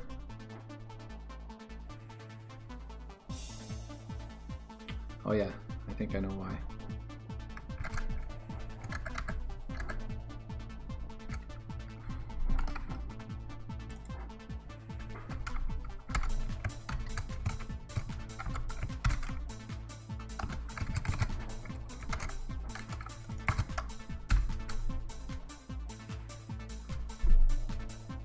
I have to change the viewports now. Okay, not quite.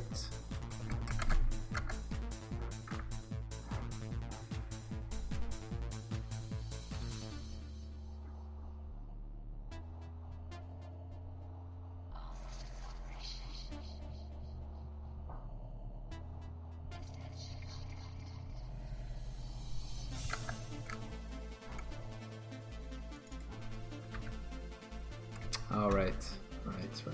It's the same problem as earlier. Okay.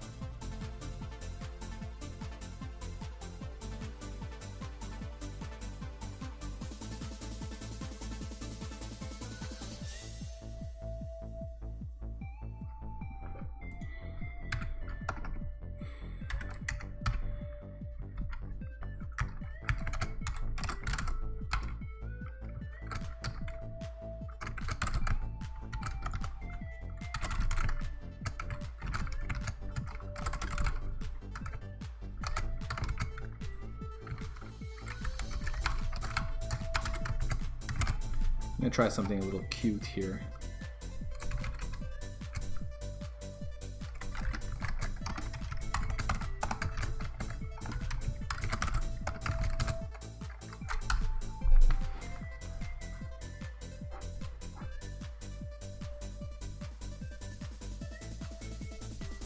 Okay, so that works.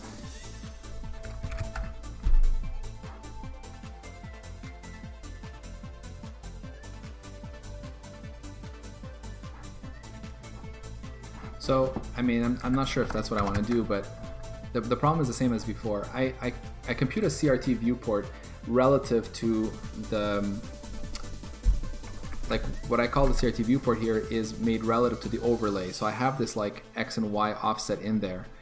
But what I'm doing lower down is when I'm doing my render to texture, now that I have a smaller texture, I need to set the viewport to match its size.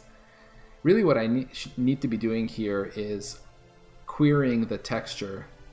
Like I want to be able to say, I have a texture, just give me a, give me a viewport based on that texture size. And it'll be 0, 0, and then the width and height of that texture, because I want to draw completely to that texture. And maybe that would make this make more sense.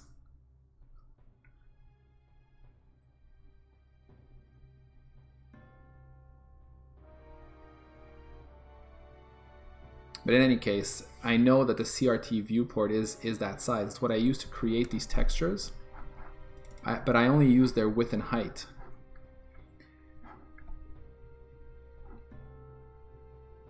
And the reason why I want that X and Y offset, it's going to come in that new pass that I need to add, where I need to bump and compute the quad that I'll be rendering this to in the smaller frame buffer.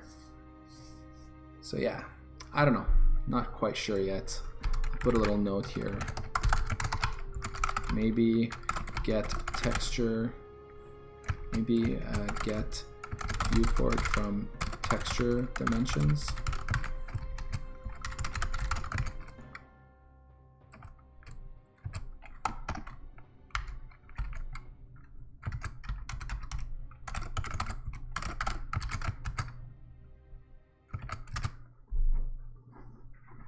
Something like that.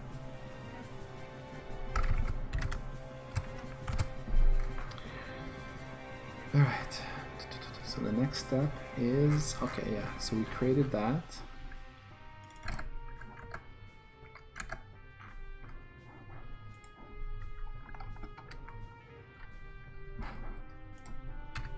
So we're going to add another texture resource. I'm going to call that the CRT texture.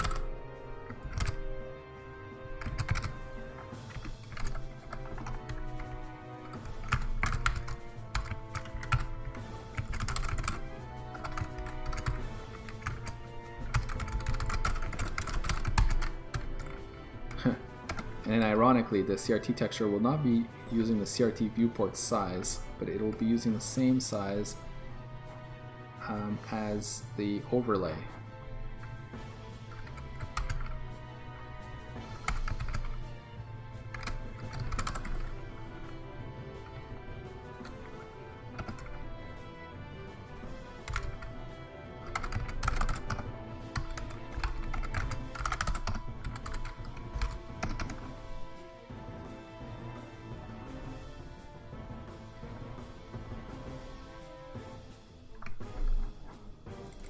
Yeah, what format do I want it in? I guess at this point it can be an RGB buffer.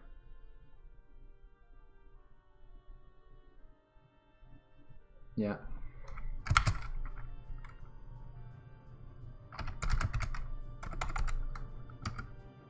RGBA actually, right? RGBA? RGB? RGB.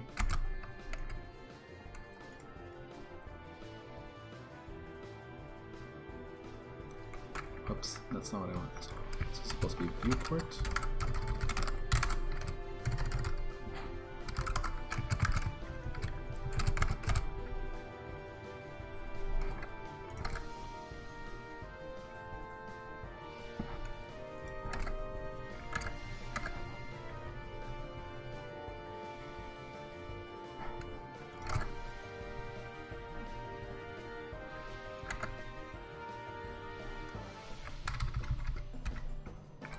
Yeah, I think it just needs to be RGB. There's no alpha in this. This is just the game screen, and when we sample this texture, we know there'll be no alpha in it.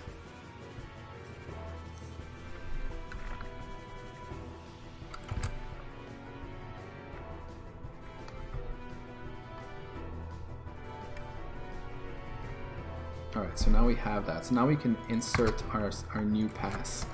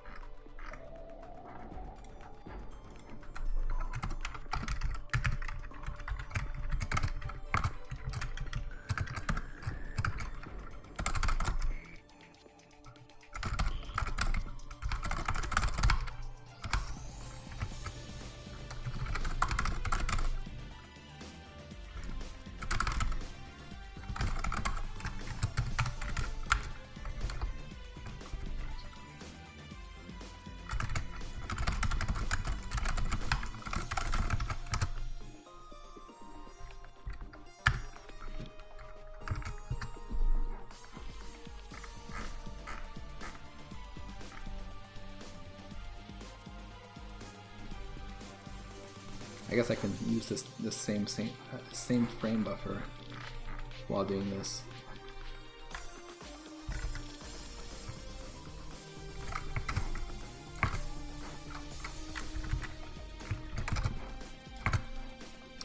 But instead of that, we're going to use overlay.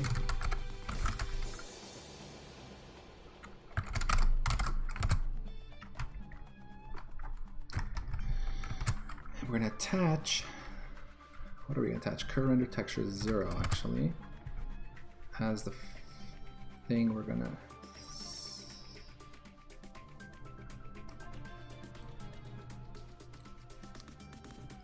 No. This is the output. So this is going to be G_CRT texture. This is the texture we render to. I'm going to put that in slot 0. And we're going to clear it. Yep.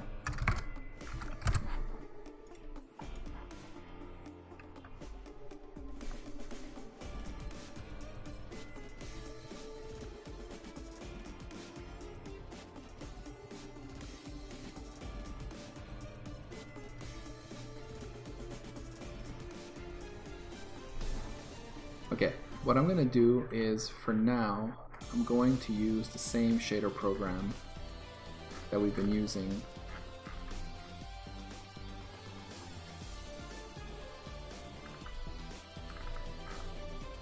I mean, that we use afterwards to render to screen. Does that make sense?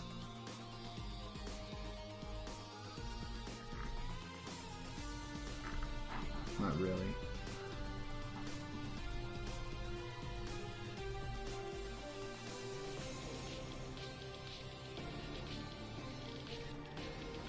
No, I need another one. Could do pass through.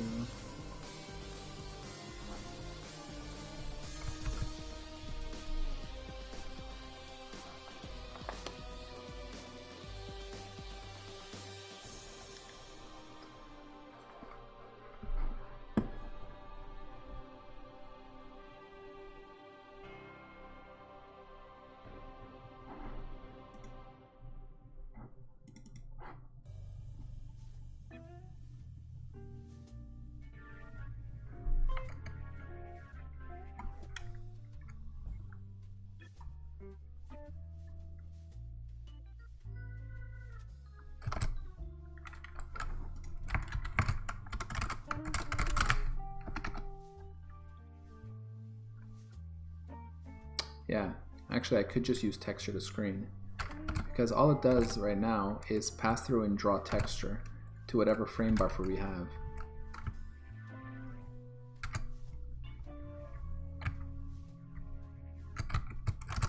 Yeah, okay. Well, what I'm going to do is I'm going to add another shader program here, and I'm going to call it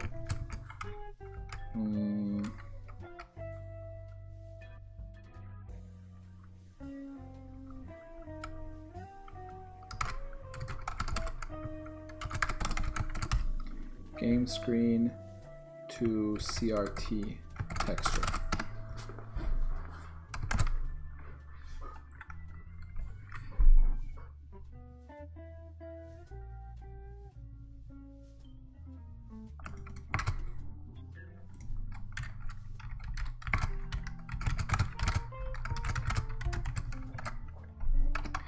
This is the one that's going to change afterwards. Instead of call it draw texture, we're going to have something better, like whatever.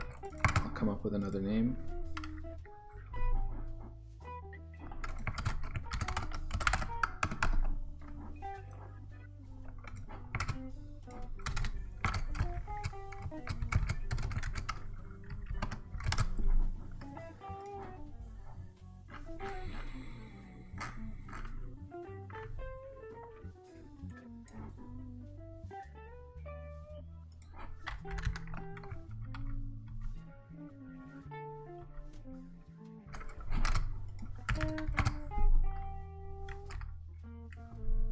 So we bind texture 0 there. We need to get its uniform so that we can do this.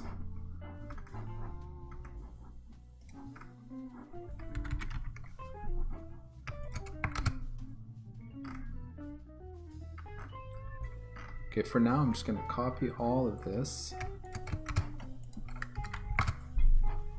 But we do need to apply a scale if we want this to work. So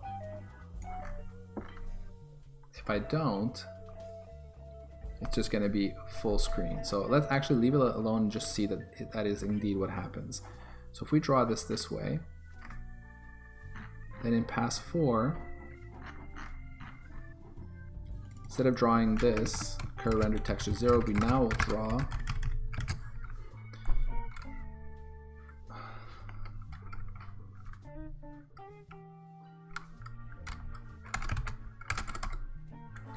the CRT texture. So let's see if that even works.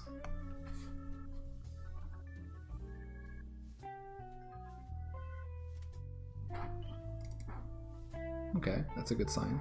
Now we can see now that the scale is no longer being applied, and that's exactly what we expect because I didn't scale it. But if we do scale it here,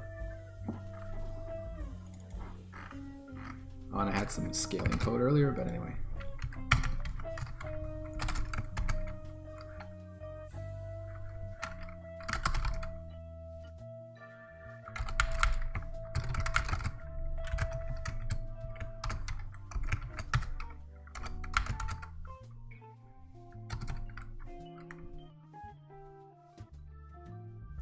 Oh, what was that cool scaling code I had?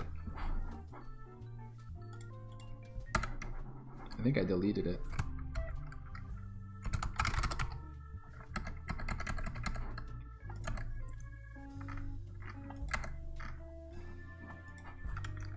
Yeah.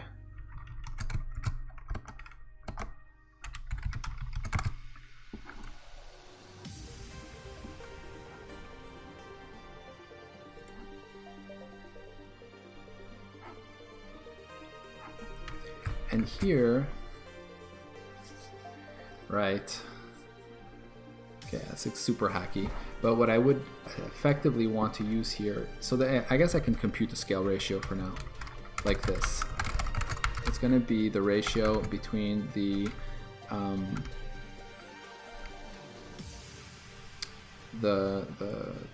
overlay, not overlay texture, overlay viewports width over the CRT text, CRT overlays width And obviously, similarly,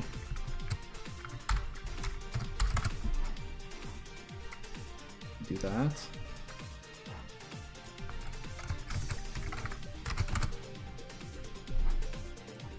All right, let's see if that works. Nope. Of course.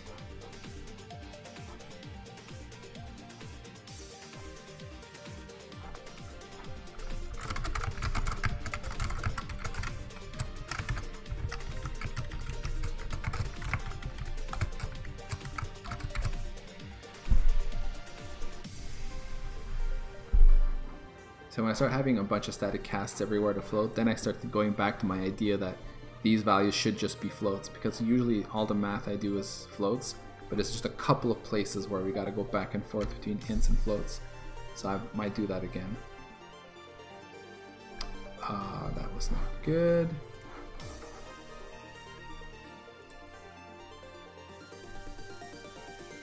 I think actually it's the other way around. Yeah.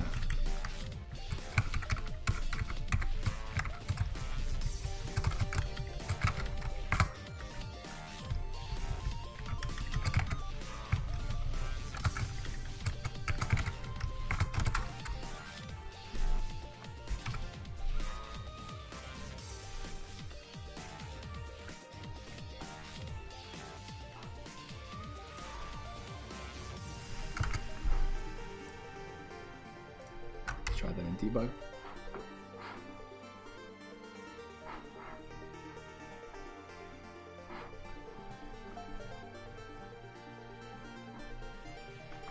.92 and .74. Yeah, close enough. Anyway, this is temporary.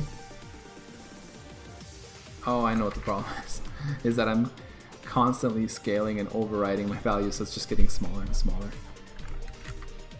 That's why it was blank, because it should have been just larger, not it disappeared. So what I want to do here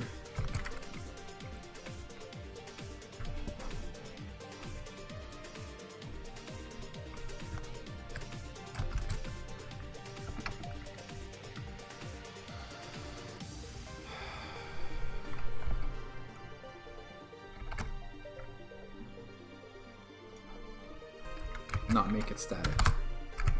That's it.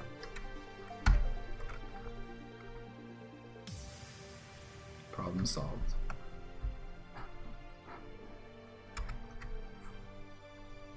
Okay.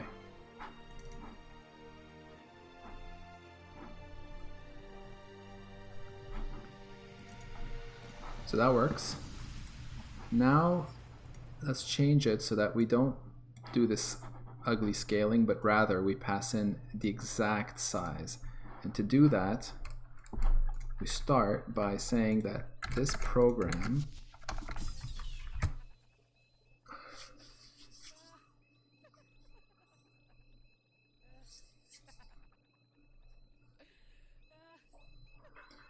so many choices here.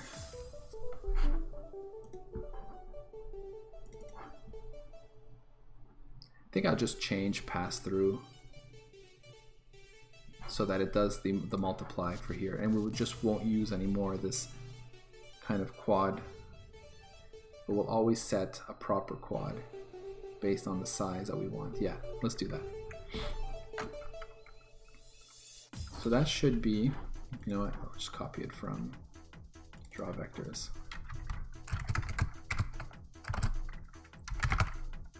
Should be like that. Are we getting this uniform in here? Maybe not.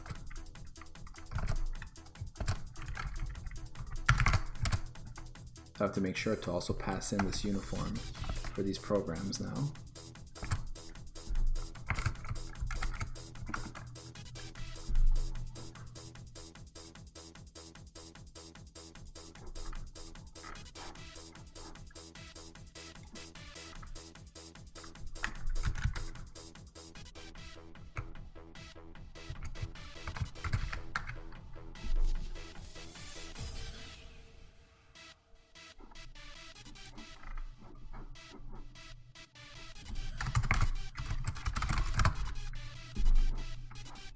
So we'll compute this once, but we'll need to add this for each of the programs here. Darken texture will get it as well, right? Because darken texture uses pass-through as well. Yeah.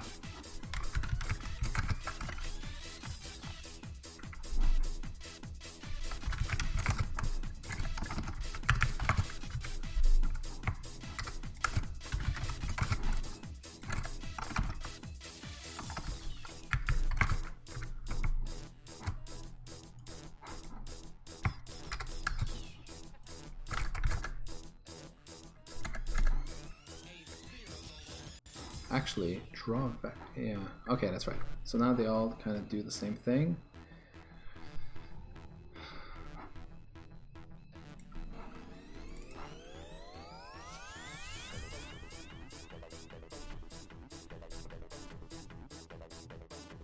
In fact, this means I don't really need a draw vectors. I could just use pass through in all cases. But I will need to pass UVs, so I'll put a little to do for that. For render to texture here.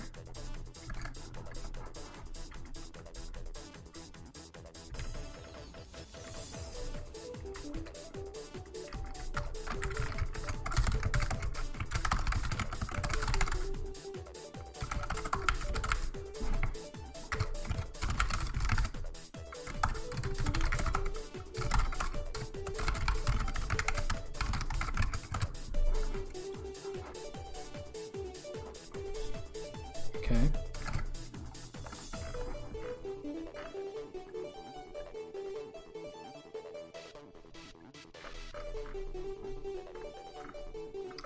Alright, so this means that all this code now that I have that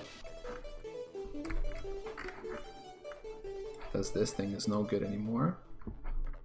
That's fine.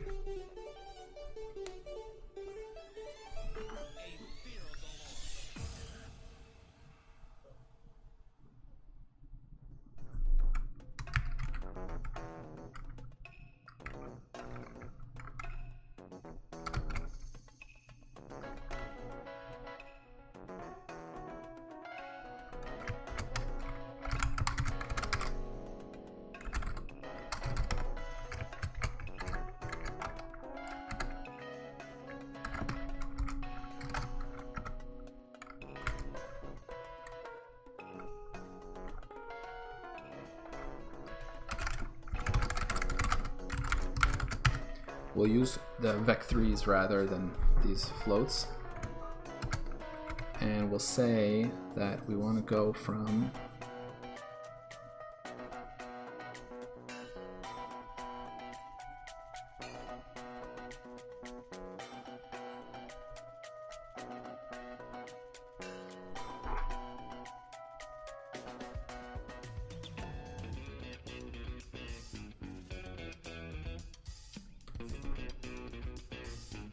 so I need to make 2 triangles.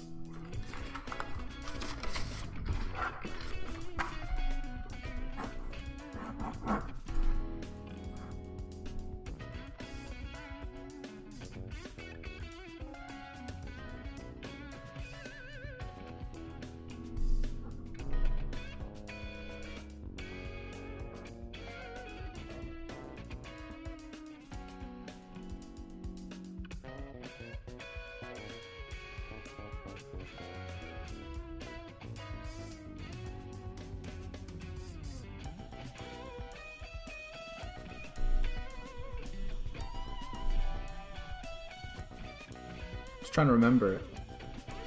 In my is my 0, 0 the bottom left corner?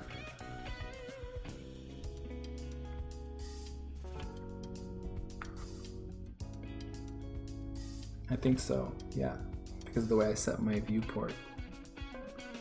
Is that right?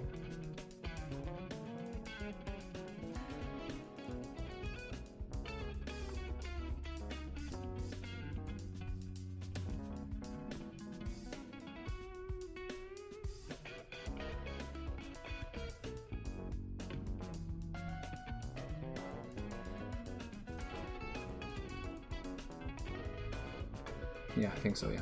Okay. And this will be the...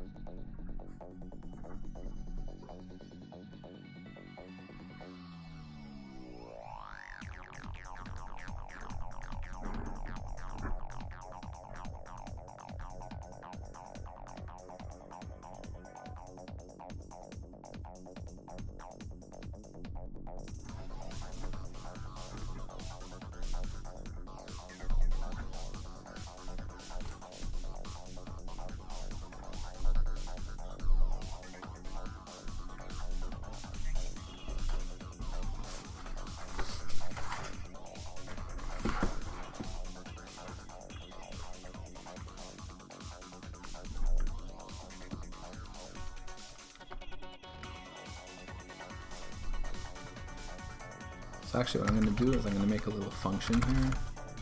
Make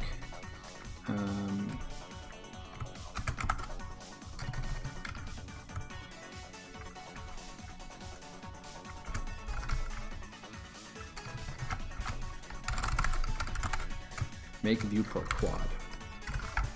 This will take a viewport.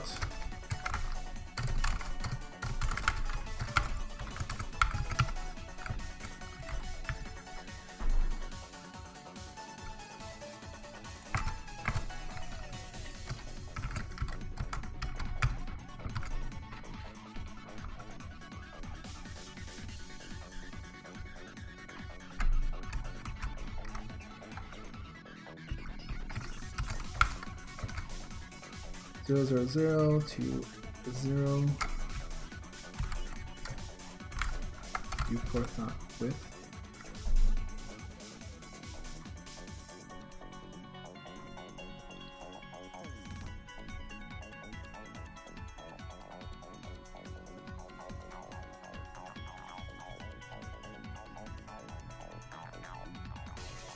No, that's it. It's not that.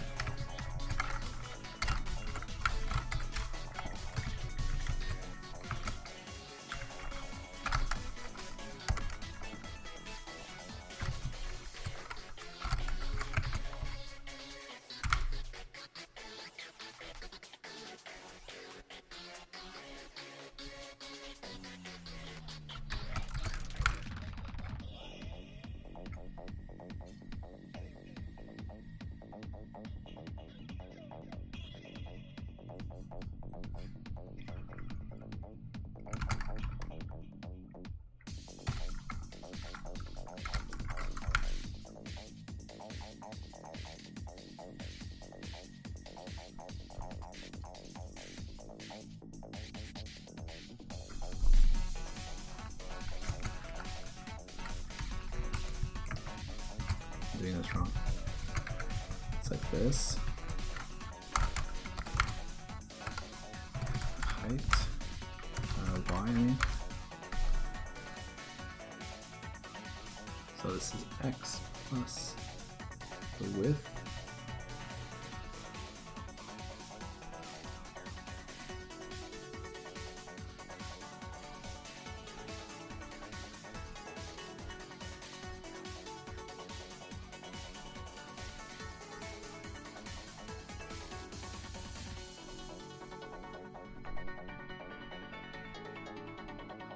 That's really what I want.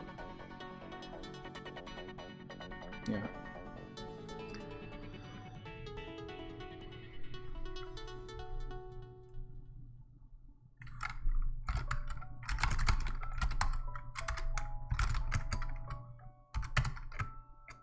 So that's the first triangle, and then the second triangle will be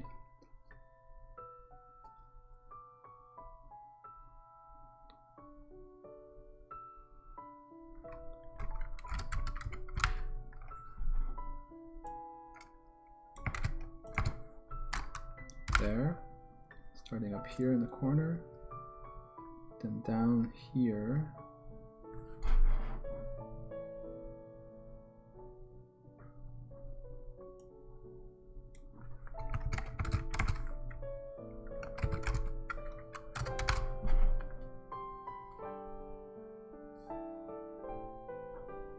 And then finally, upper right corner.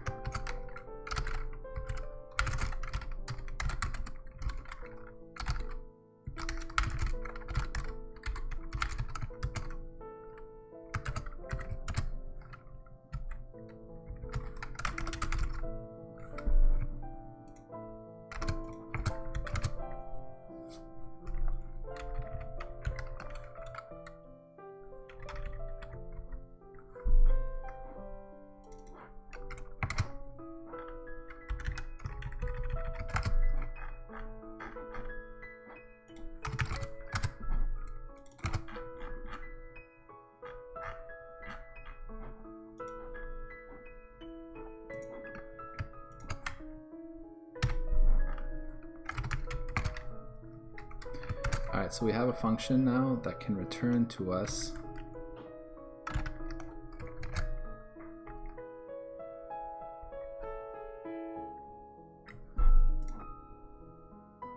pointer.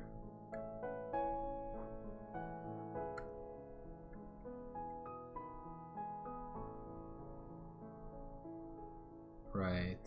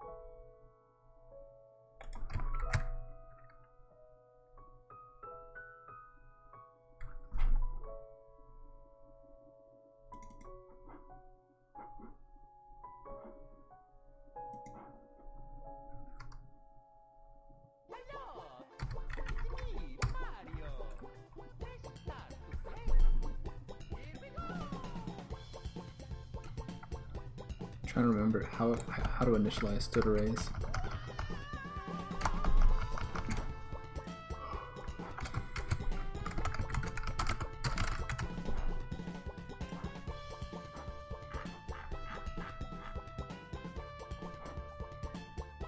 Oh, that looks right. That's what I was doing.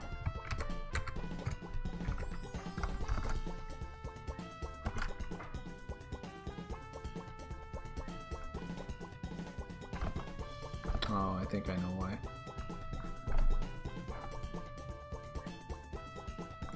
I would have to put this before each one.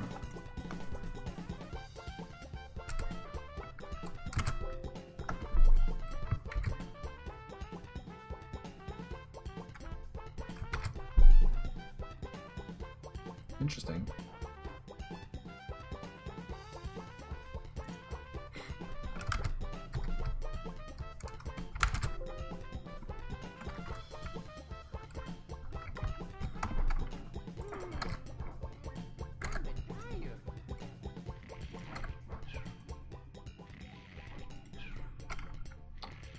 Alright, so here, darken texture means we want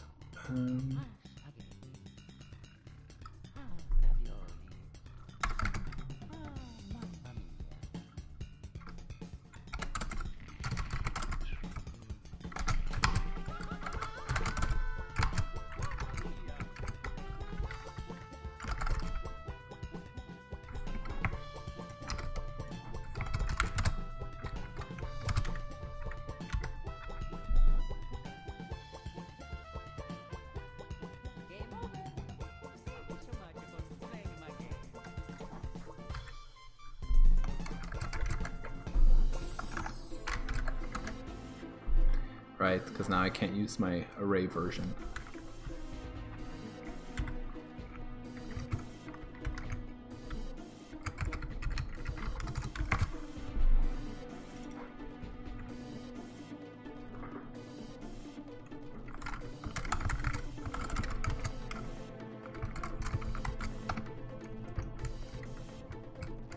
Oops, wrong place.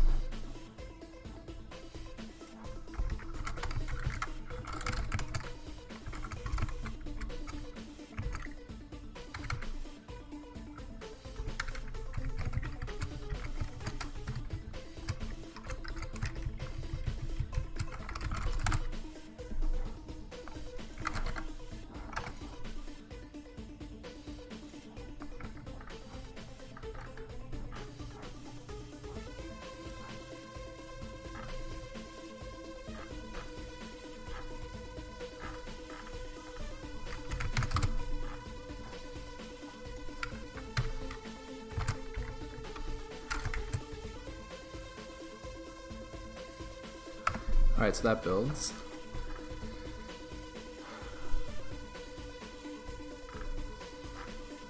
I'm gonna have to do the same thing now.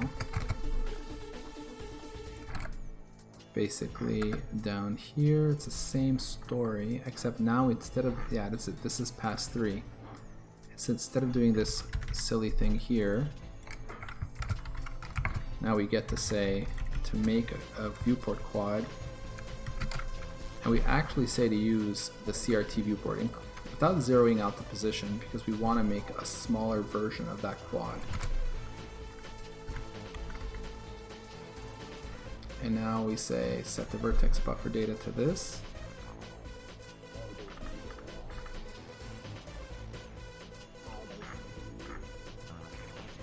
Yeah.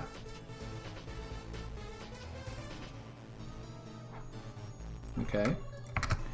And finally, in pass 4, similarly, we don't use this anymore.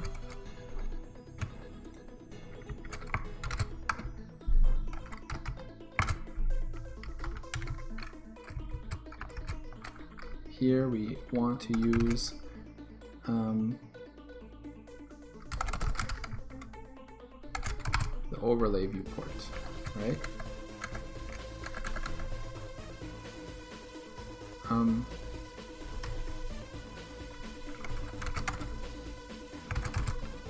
Although I don't think I need to do that. It is already zeroed. This is very confusing.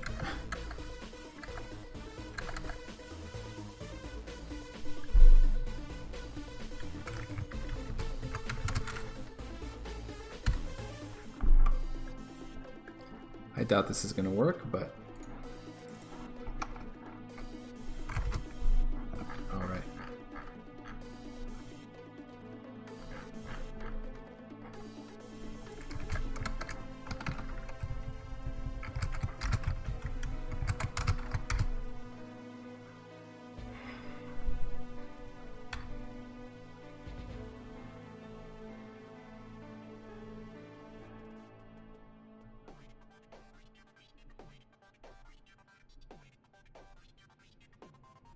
Oh, we see something.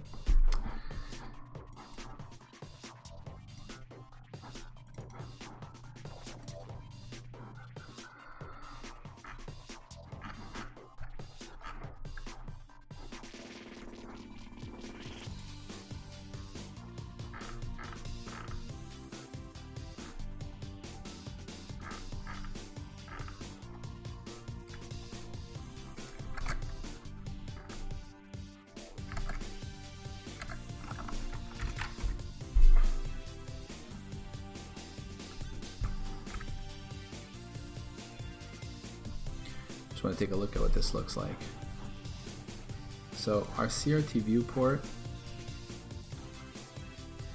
goes at 2496, 552, 576. So we're going to zero it. So we'll only care about 552, 576. So our quad vertices in screen space, model space, whatever you want to call it, goes 0, 0, 0, yeah, 0, 0 to 5520, yeah. 0, 576, that's correct. And then the next triangle is 0, 576, yeah. 2, 5520, yeah. 2, 5, 5, 2, 5, 7, 6. Okay, so this looks all right.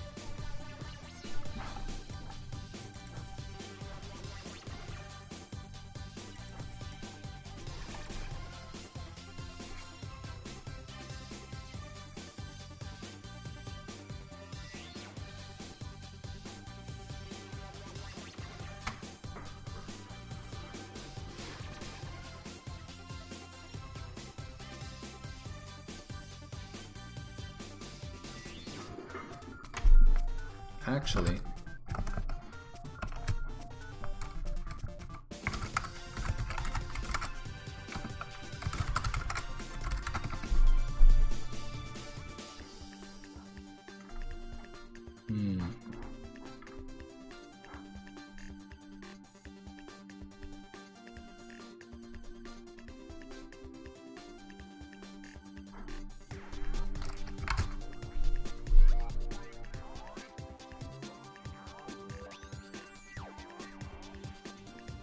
right. If I do it this way, I need a different projection matrix.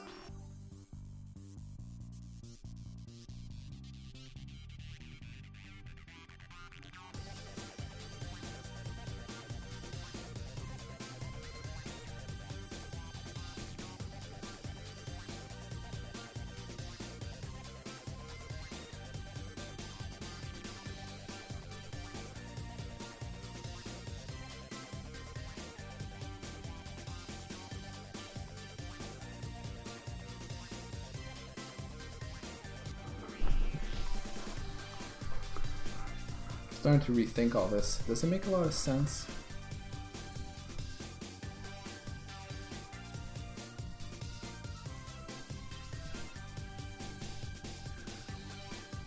Because in the end, by multiplying by the, like by transforming it into clip space, all I'm doing is bringing it back into the coordinates that I'm now getting rid of. What I could do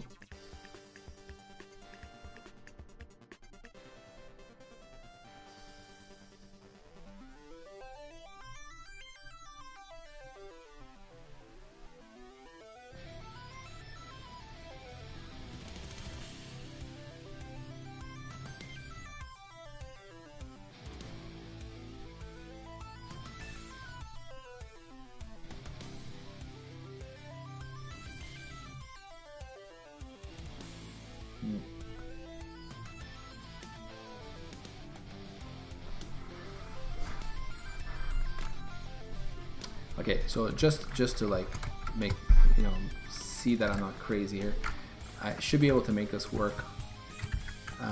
Basically, I need like a different projection matrix here. Let's say MVP.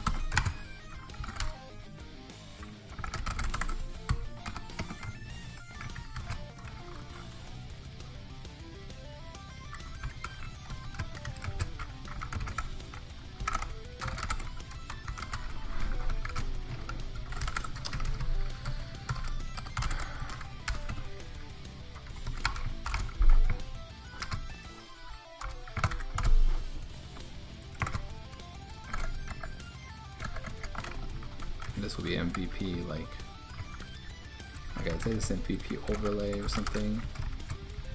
This will be like MVP game screen.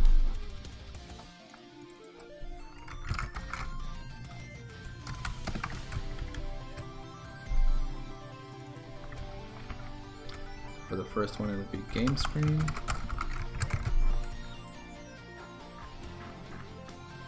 Same thing here.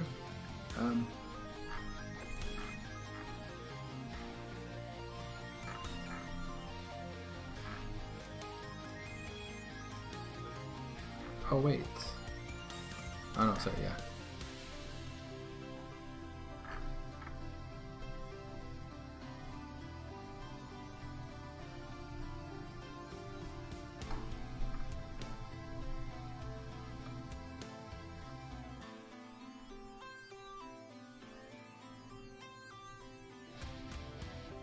Yeah, I need to change it here. So this, instead of being MVP, this would be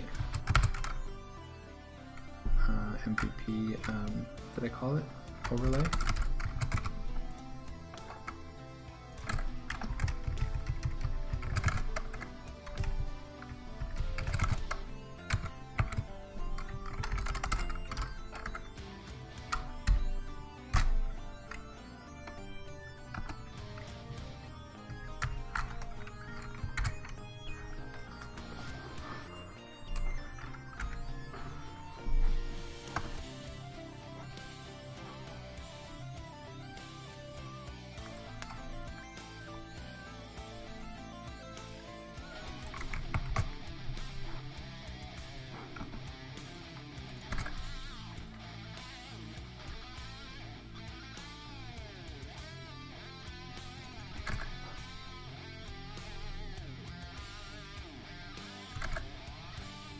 I can't do this.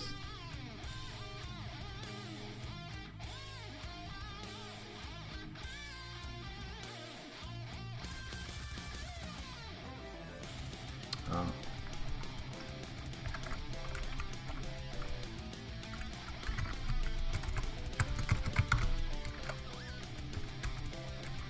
It's because it returns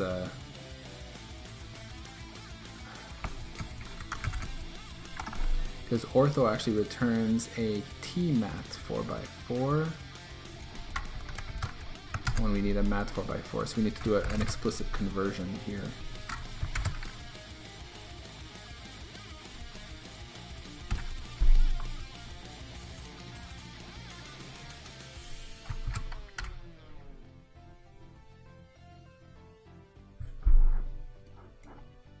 Well, that did not work much better.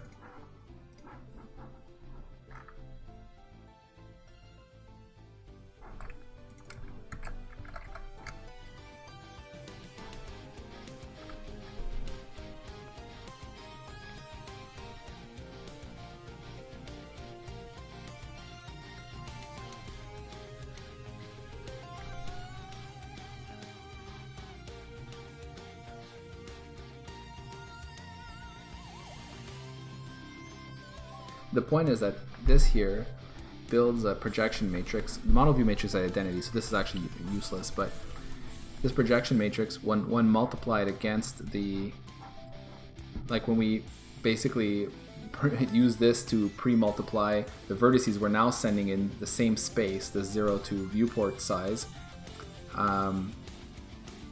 they will be transformed back into clip space. So, which is bringing me back to why am I even bothering to do all this? It's a lot of hoops to jump through for no real reason. The only thing I did all of this for was so that I could, in my last pass, do this, like given this overlay viewport that has an offset, build the quad vertices based on that. But I should be able to compute those offsets even in clip space, I think, fairly easily.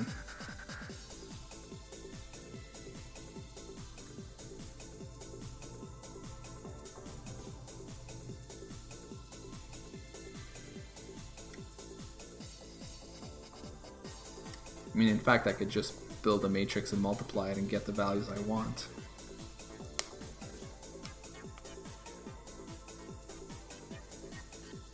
Now, as to why this is not working, I'm not sure.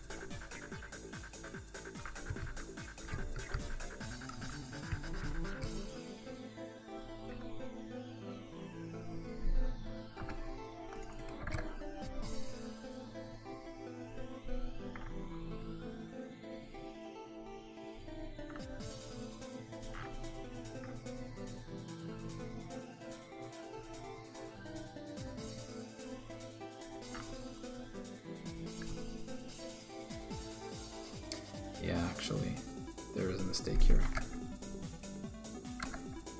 It's not always overlay that I need.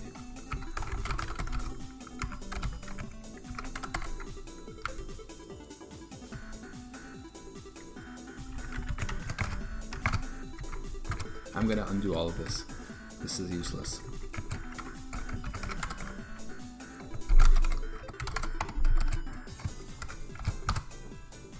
But you know, you never know until you try.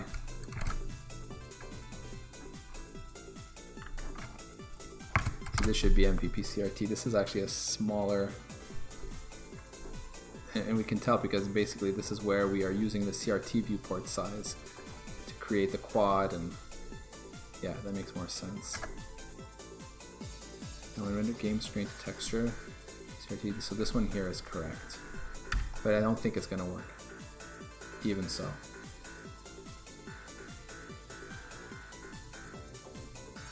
No. But it's not really worth figuring out this bug right now.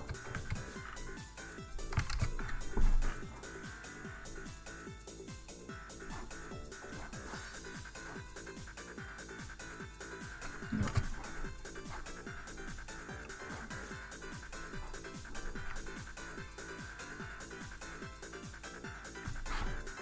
Alright, let's undo this. So we'll go back to the pass-through, just passing through the model space positions, which are actually, see, that's it. This shouldn't be called model space, vertex model space. This really should be called clip space.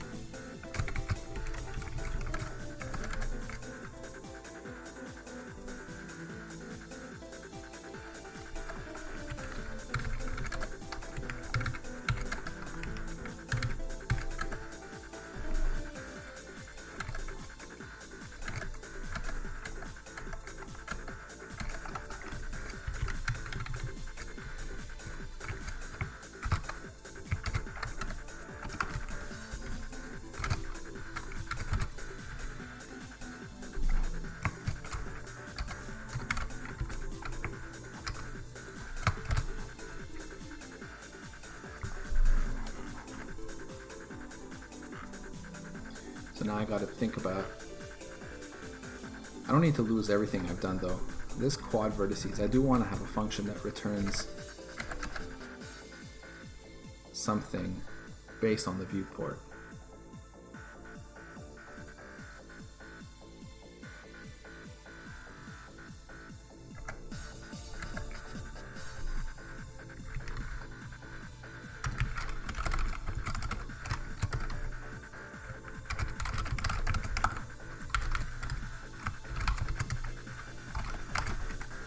Did I completely erase those quads? I think I did.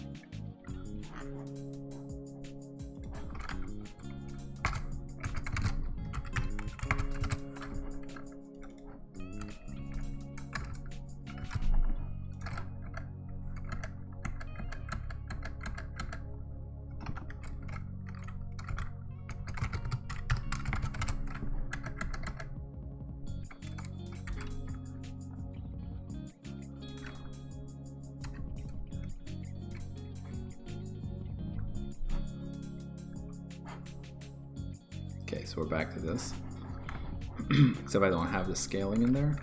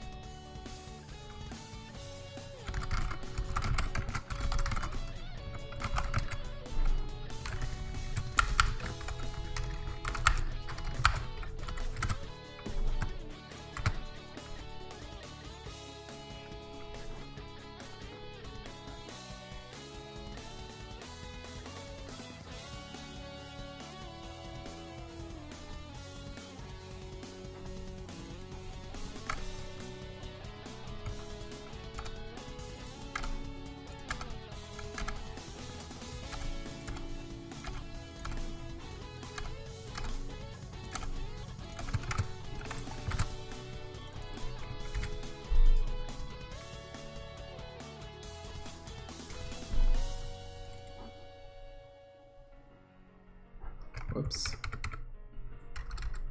All these are meant to be Y's, of course. All right. This should look the same, and then we'll see. We'll go back to scaling. All right. So this pass 3. Go back to computing our scale again.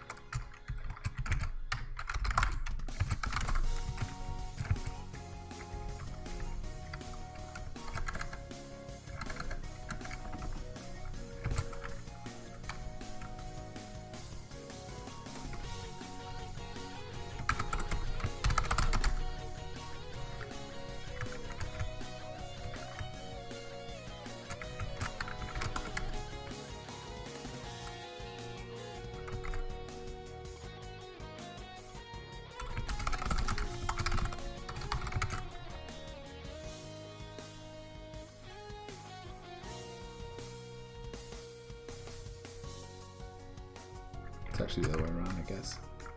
Okay, let's just say CRT scale X.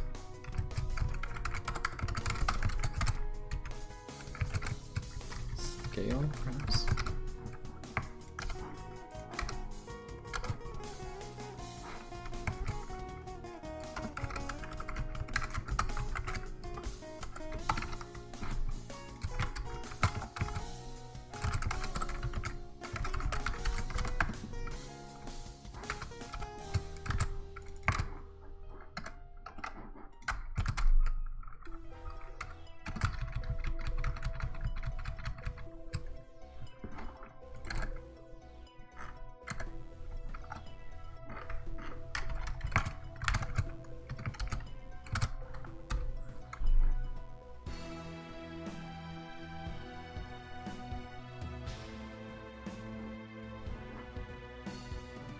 Okay, so now we've got the scale we want, I think.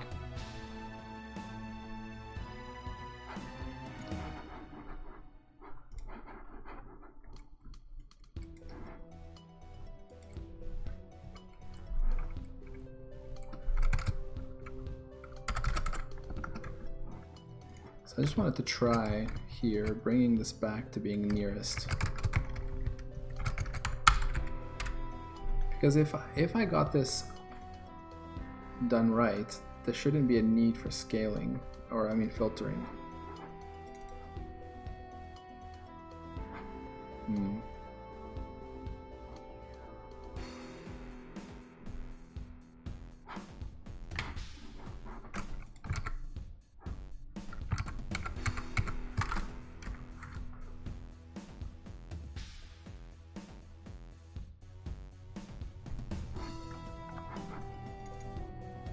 Looks exactly the same, actually, doesn't it?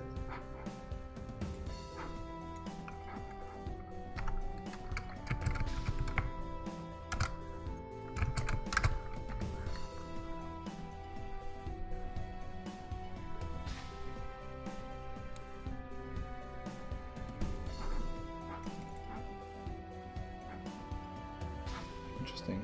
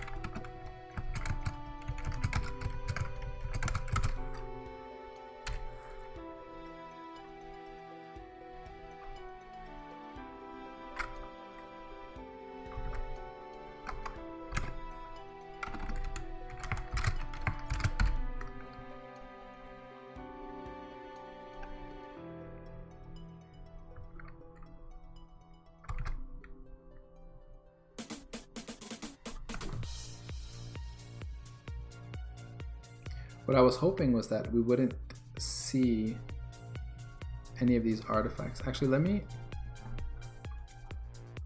starting to wonder if this black comes from... Oh yeah, right. There may be a problem right now.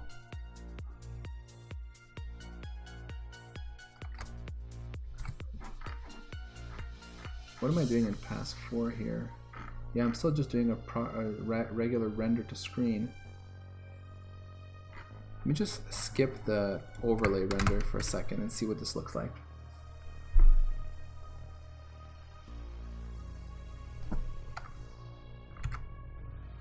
Ah, okay, that's better. You see, with no filtering, no matter what the size is, it should look correct because we are purposely resizing the texture. I mean, within reason there, like there should be no like real artifacts from filtering going on here.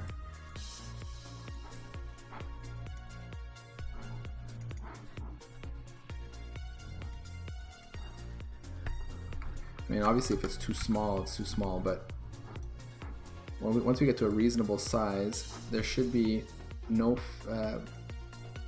like even at nearest neighbor interpolation, we should not really be doing any interpolation because we're purposely resizing the texture to fit the new window size, like based on the window size. And then that's what the one tricky part is, that when I'm doing this resized in clip space, I should be getting nearly this exact, that's the thing, I can't be sure there, but I should be getting nearly the exact coverage that represents the exact texture size for the game screen. So right now what I'm seeing is that when I turn on the overlay, the blending isn't working the way it was working before. At least that's what it looks like. Yeah. Like where there's black, unless that's what it was doing before and I just didn't notice. It's possible.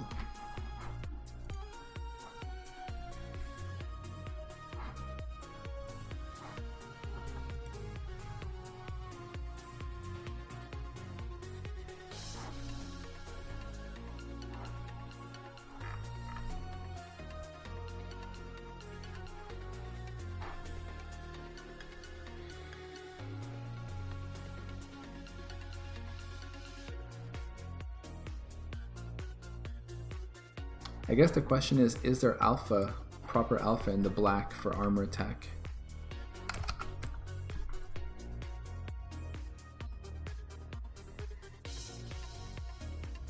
And the answer is possibly not. I mean, what I mean is probably the alpha is 1 here. Which means that this overlay was purposely designed to block out those spots, and that's exactly what we're getting. So it is behaving correctly. So like if we use a different overlay, like if we go back to using the one from Mindstorm,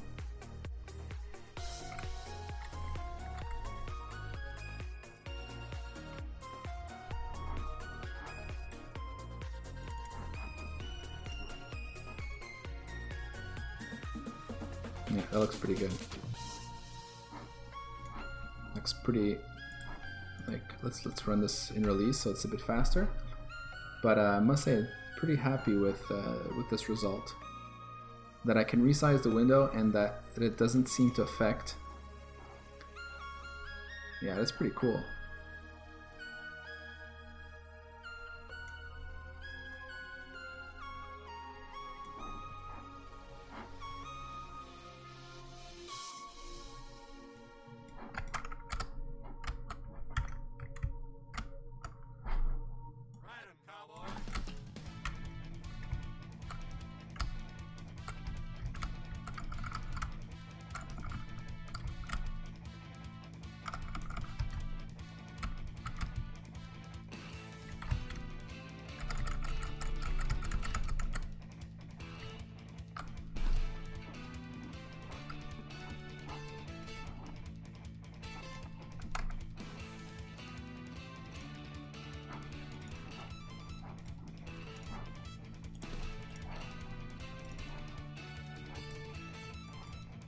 Pretty awesome.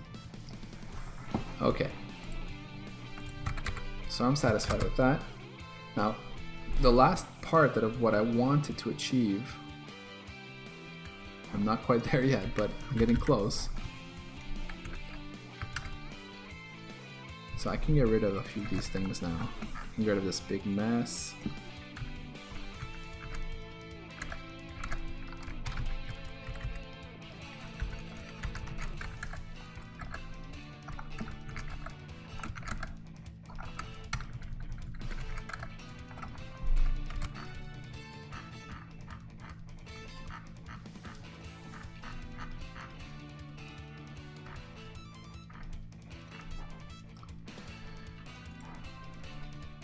Okay, so the last bit was that right now, this last shader for the last pass, texture to screen,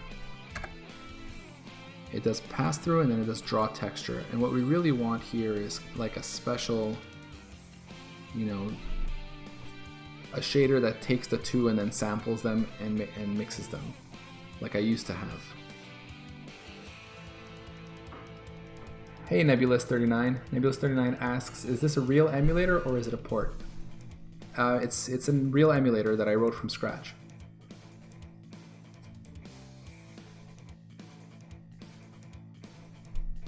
He says cool either way. Yeah, I mean it would be cool if I was porting one as well, but I actually did write all of this from scratch, so yeah.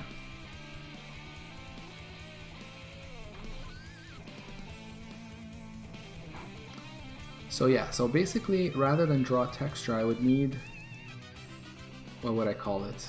Like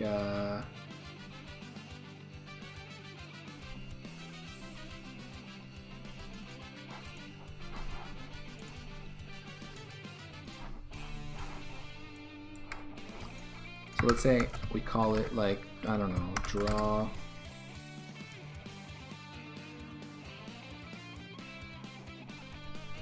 I don't know.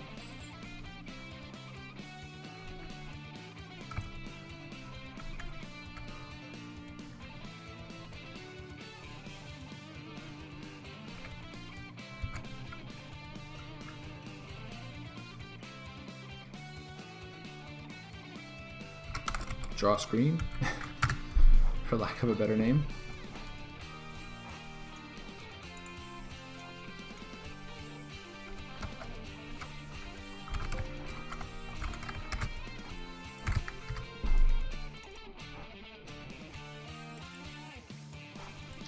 So actually, draw screen pretty much does what I want.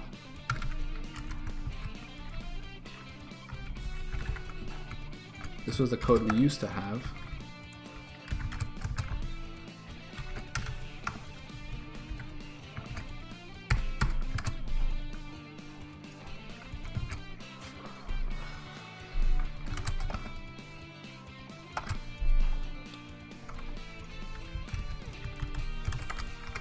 I mean, I guess it makes sense. Texture to screen. Although texture to screen is not really a good name anymore. It's more like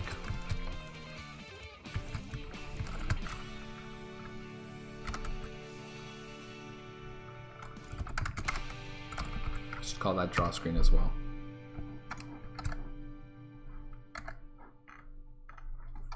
Now we want to get rendered texture here, but we also need to get the other one. Bind our texture in unit 0.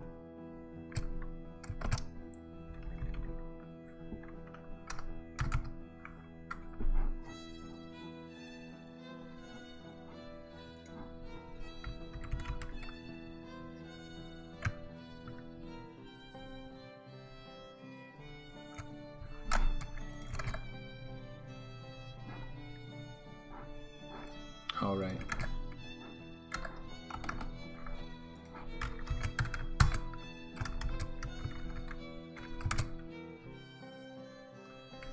Technically, we need to...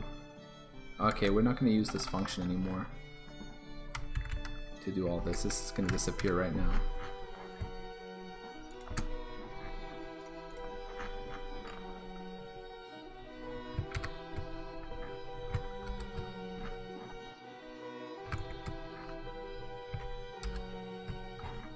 Weird.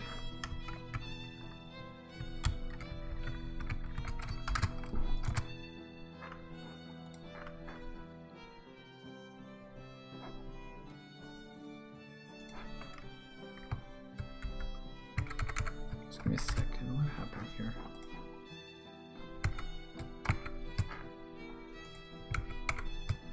Oh, okay.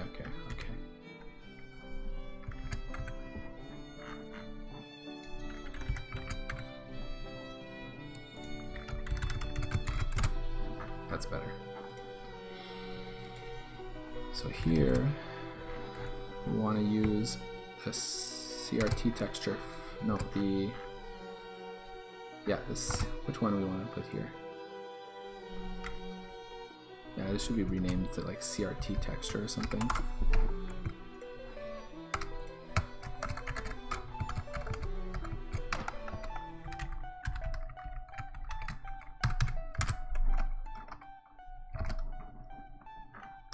So we'll say CRT texture.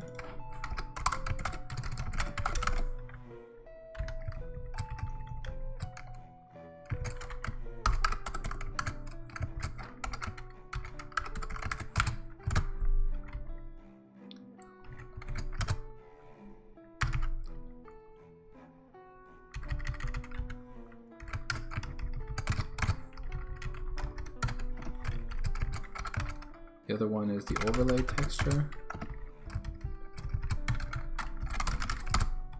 In location 1.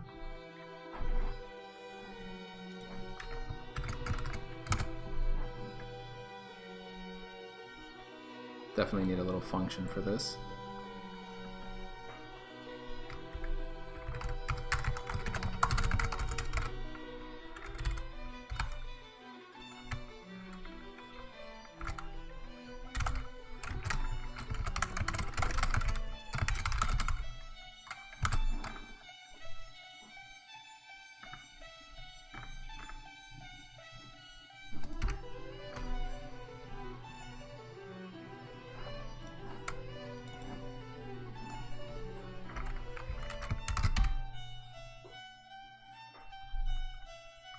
So now, okay, that's fragment shader failed to compile. Cannot convert from 3-component vector to Vec3.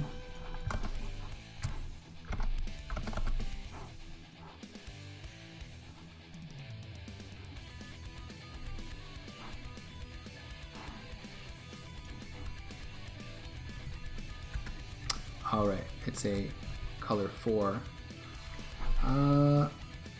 No, that's it. This should be a Vec3. Yeah. Does that work? There we go.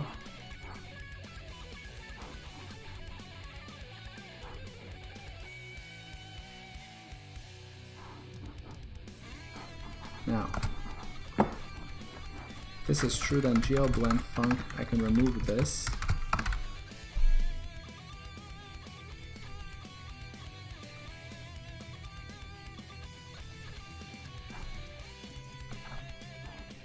Awesome. And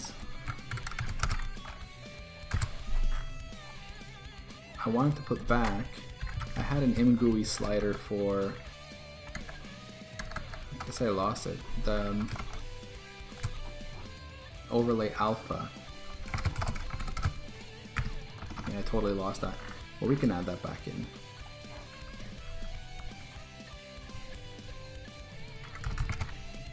Actually, do I still have it in my... Here it is.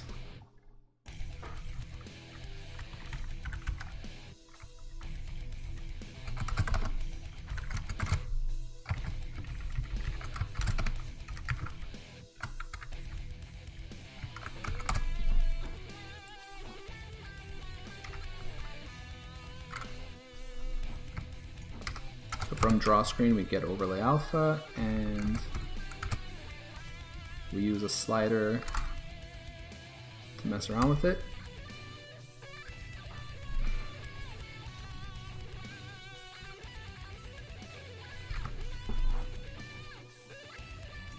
And it's not working. Why is that?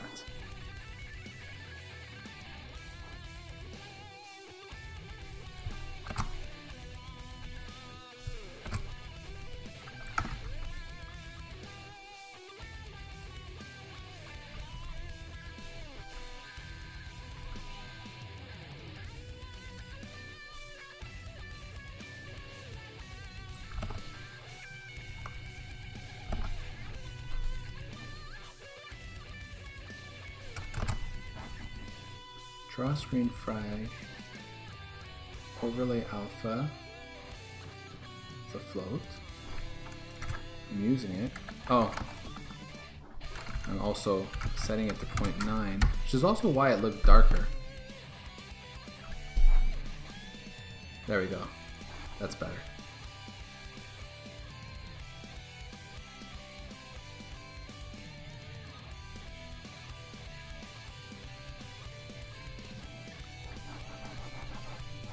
Cool. So we're kind of like back to where I was, but the code is much cleaner, and it's not using the GL blend functionality that I didn't want to use. One thing I cannot do anymore though is play around with that scale, and the reason for that is because I've kind of baked the scale into the texture size, right? And to support rescaling that would mean to kind of invoke set viewport again, or no, sorry, on window resize.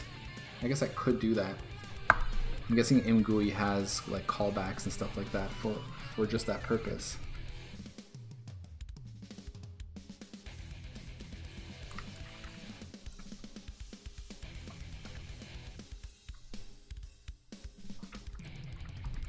But you know what? I'll worry about that when I need it, because right now I think we've got something pretty decent going in terms of the scales.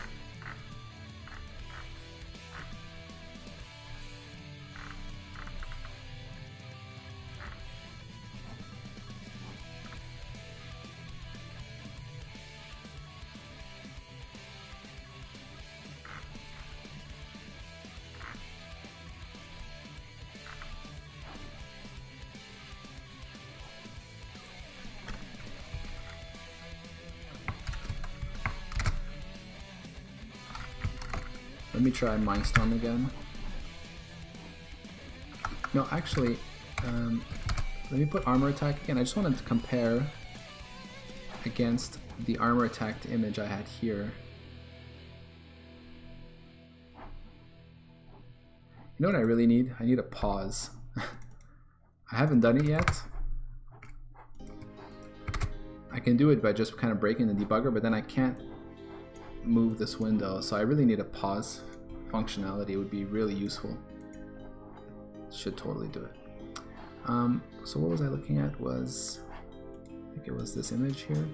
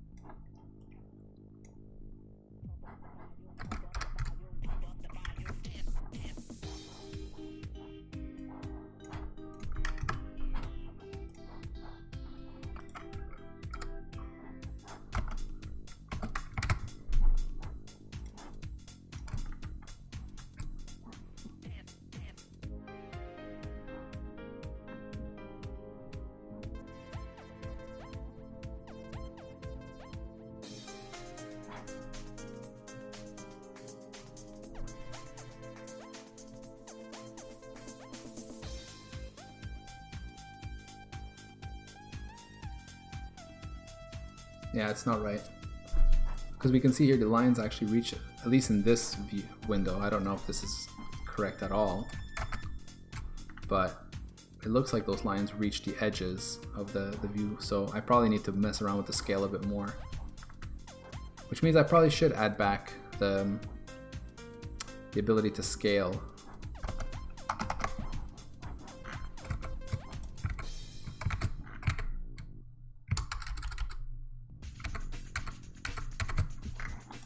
Curious.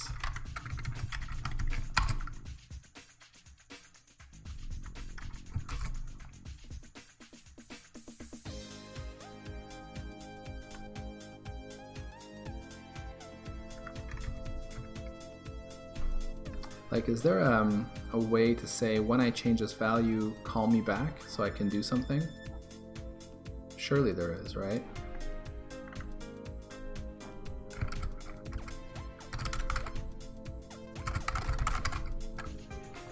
Callbacks here.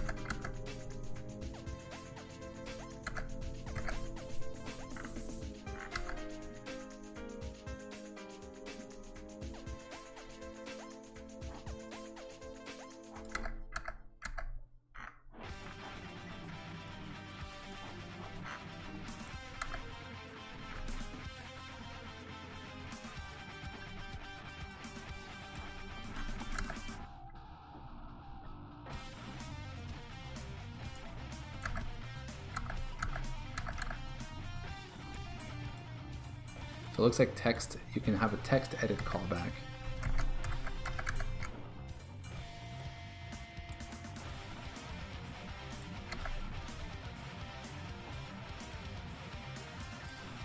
So here's a callback for set next window size constraint. Input text can have a callback.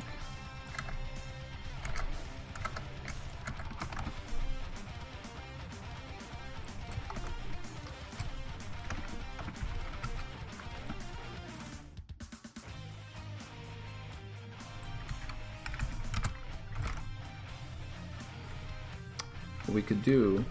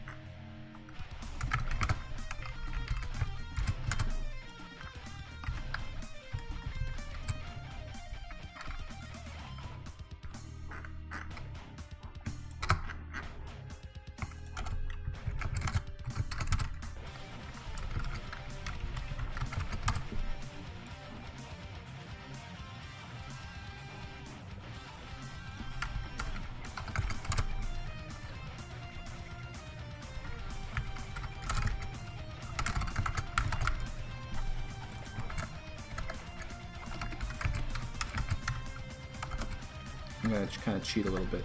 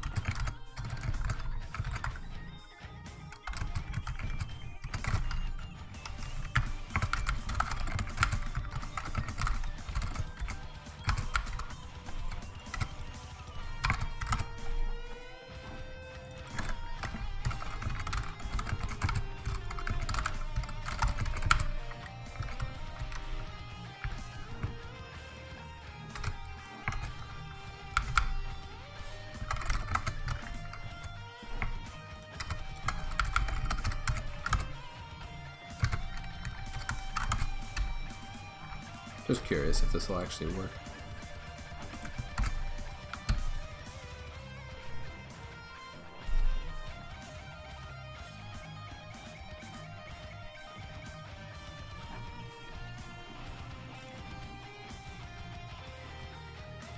Yeah, totally works.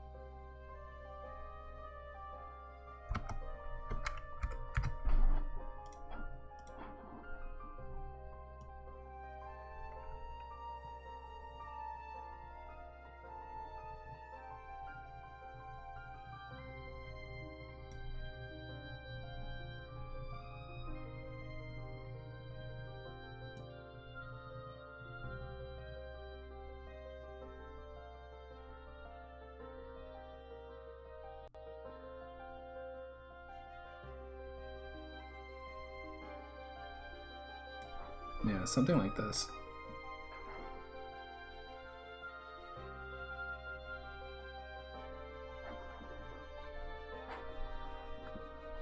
Basically, it's supposed to follow. There's this kind of like lightly dotted pattern. We don't see it super well.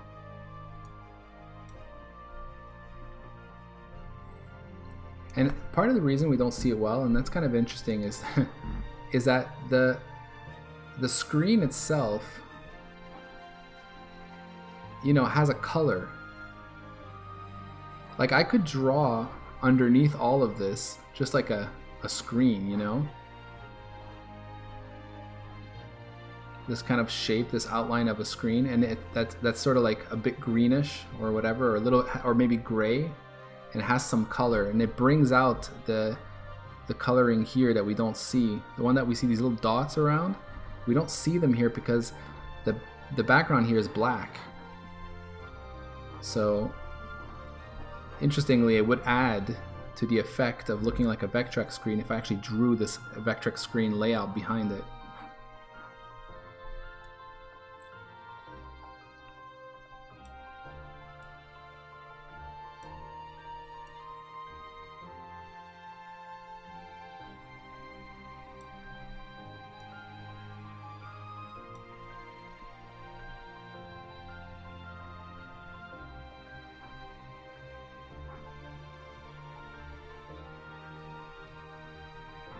Like 0.93 and 0.96 or something, or 0.93. I'm sorry, 0.76. Seems pretty close.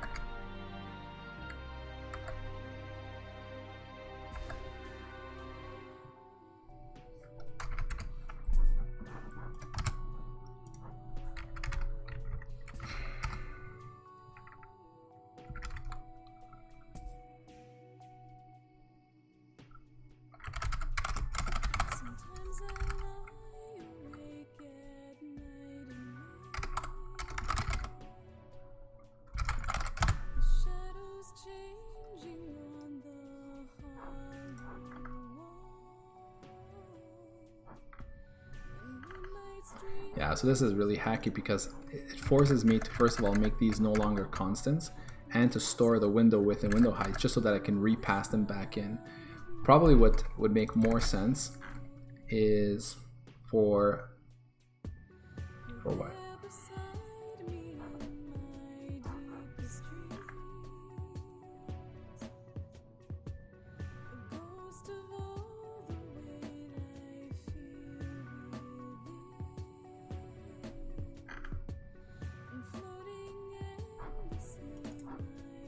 No, I don't know.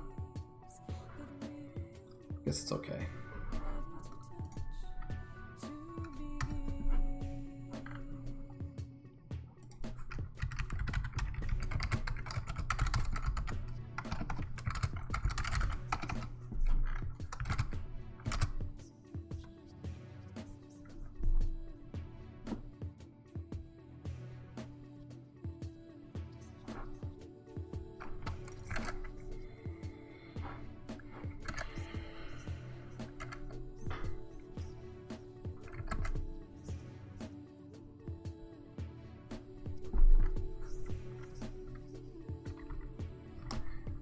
All this crap.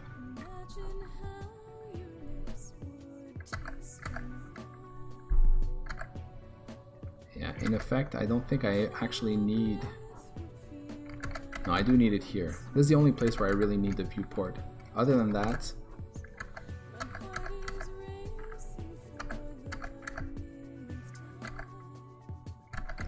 I think what I don't need anymore is the CRT viewport, technically speaking.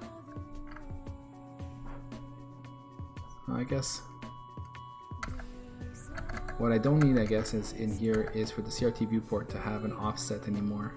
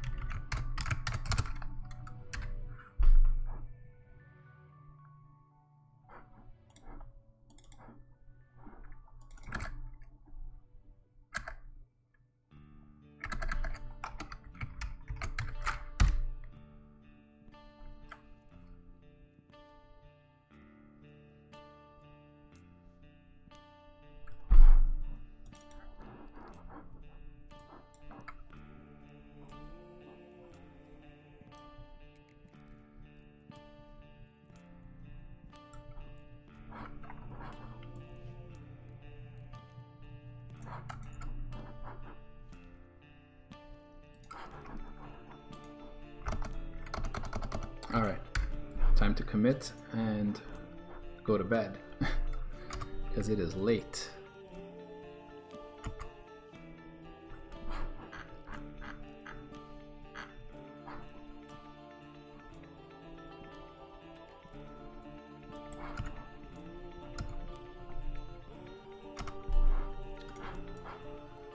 Okay, so there's a lot of work here, so I'll just say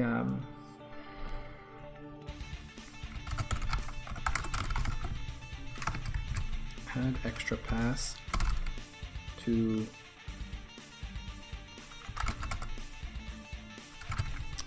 say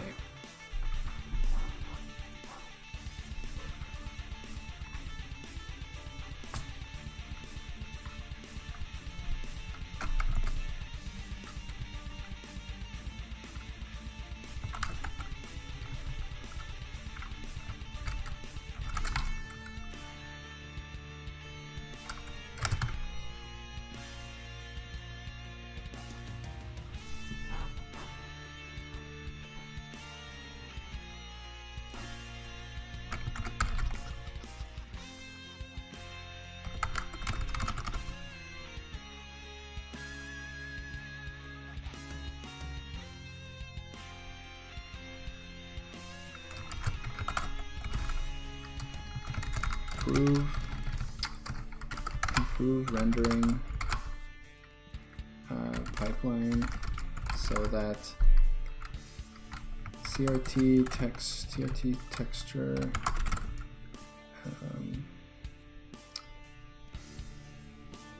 is not filtered, doesn't get filtered at different window resolutions. That's ultimately what all this was about, right?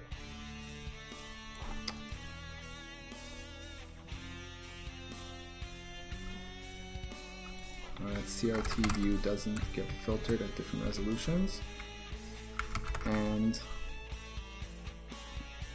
the other thing I did was, well, that's the goal.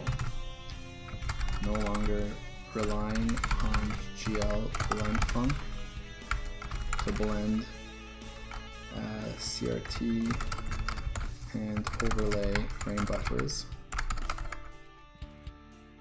So now doing it directly in the new draw screen fragment shader.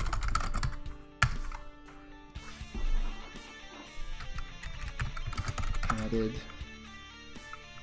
new pass that renders the smaller CRT, from the smaller game view texture to the larger CRT texture that matches the overlay texture size. This way the draw screen fragment shader can blend the results together.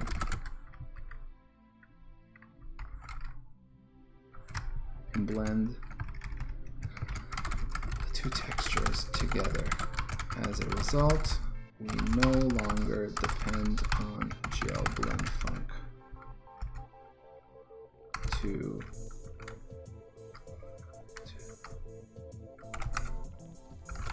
the two frame buffers.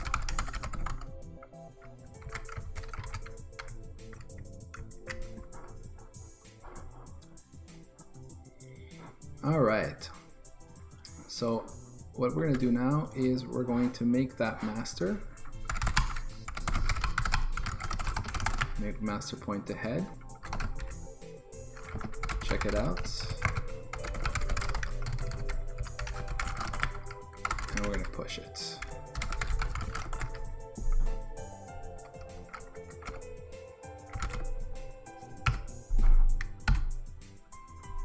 I'm going to delete scene view test, scale game view test, and there we go. So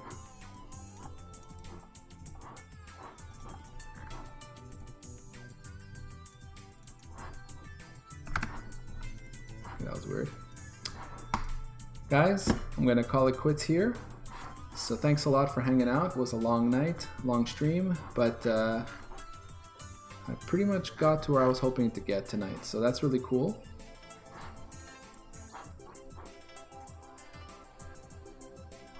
Yeah, I'm gonna move this to the done. There we go. We are done that task. I did want to add the task I had thought about, which was it again? Side resizing, I said it would be really useful. Ah, yes. Pause. Add pause. Pause support to emulator. Okay. So guys, thanks a lot for watching, and hope to see you next week, if everything goes well, on Monday. So thanks a lot, and catch you next time.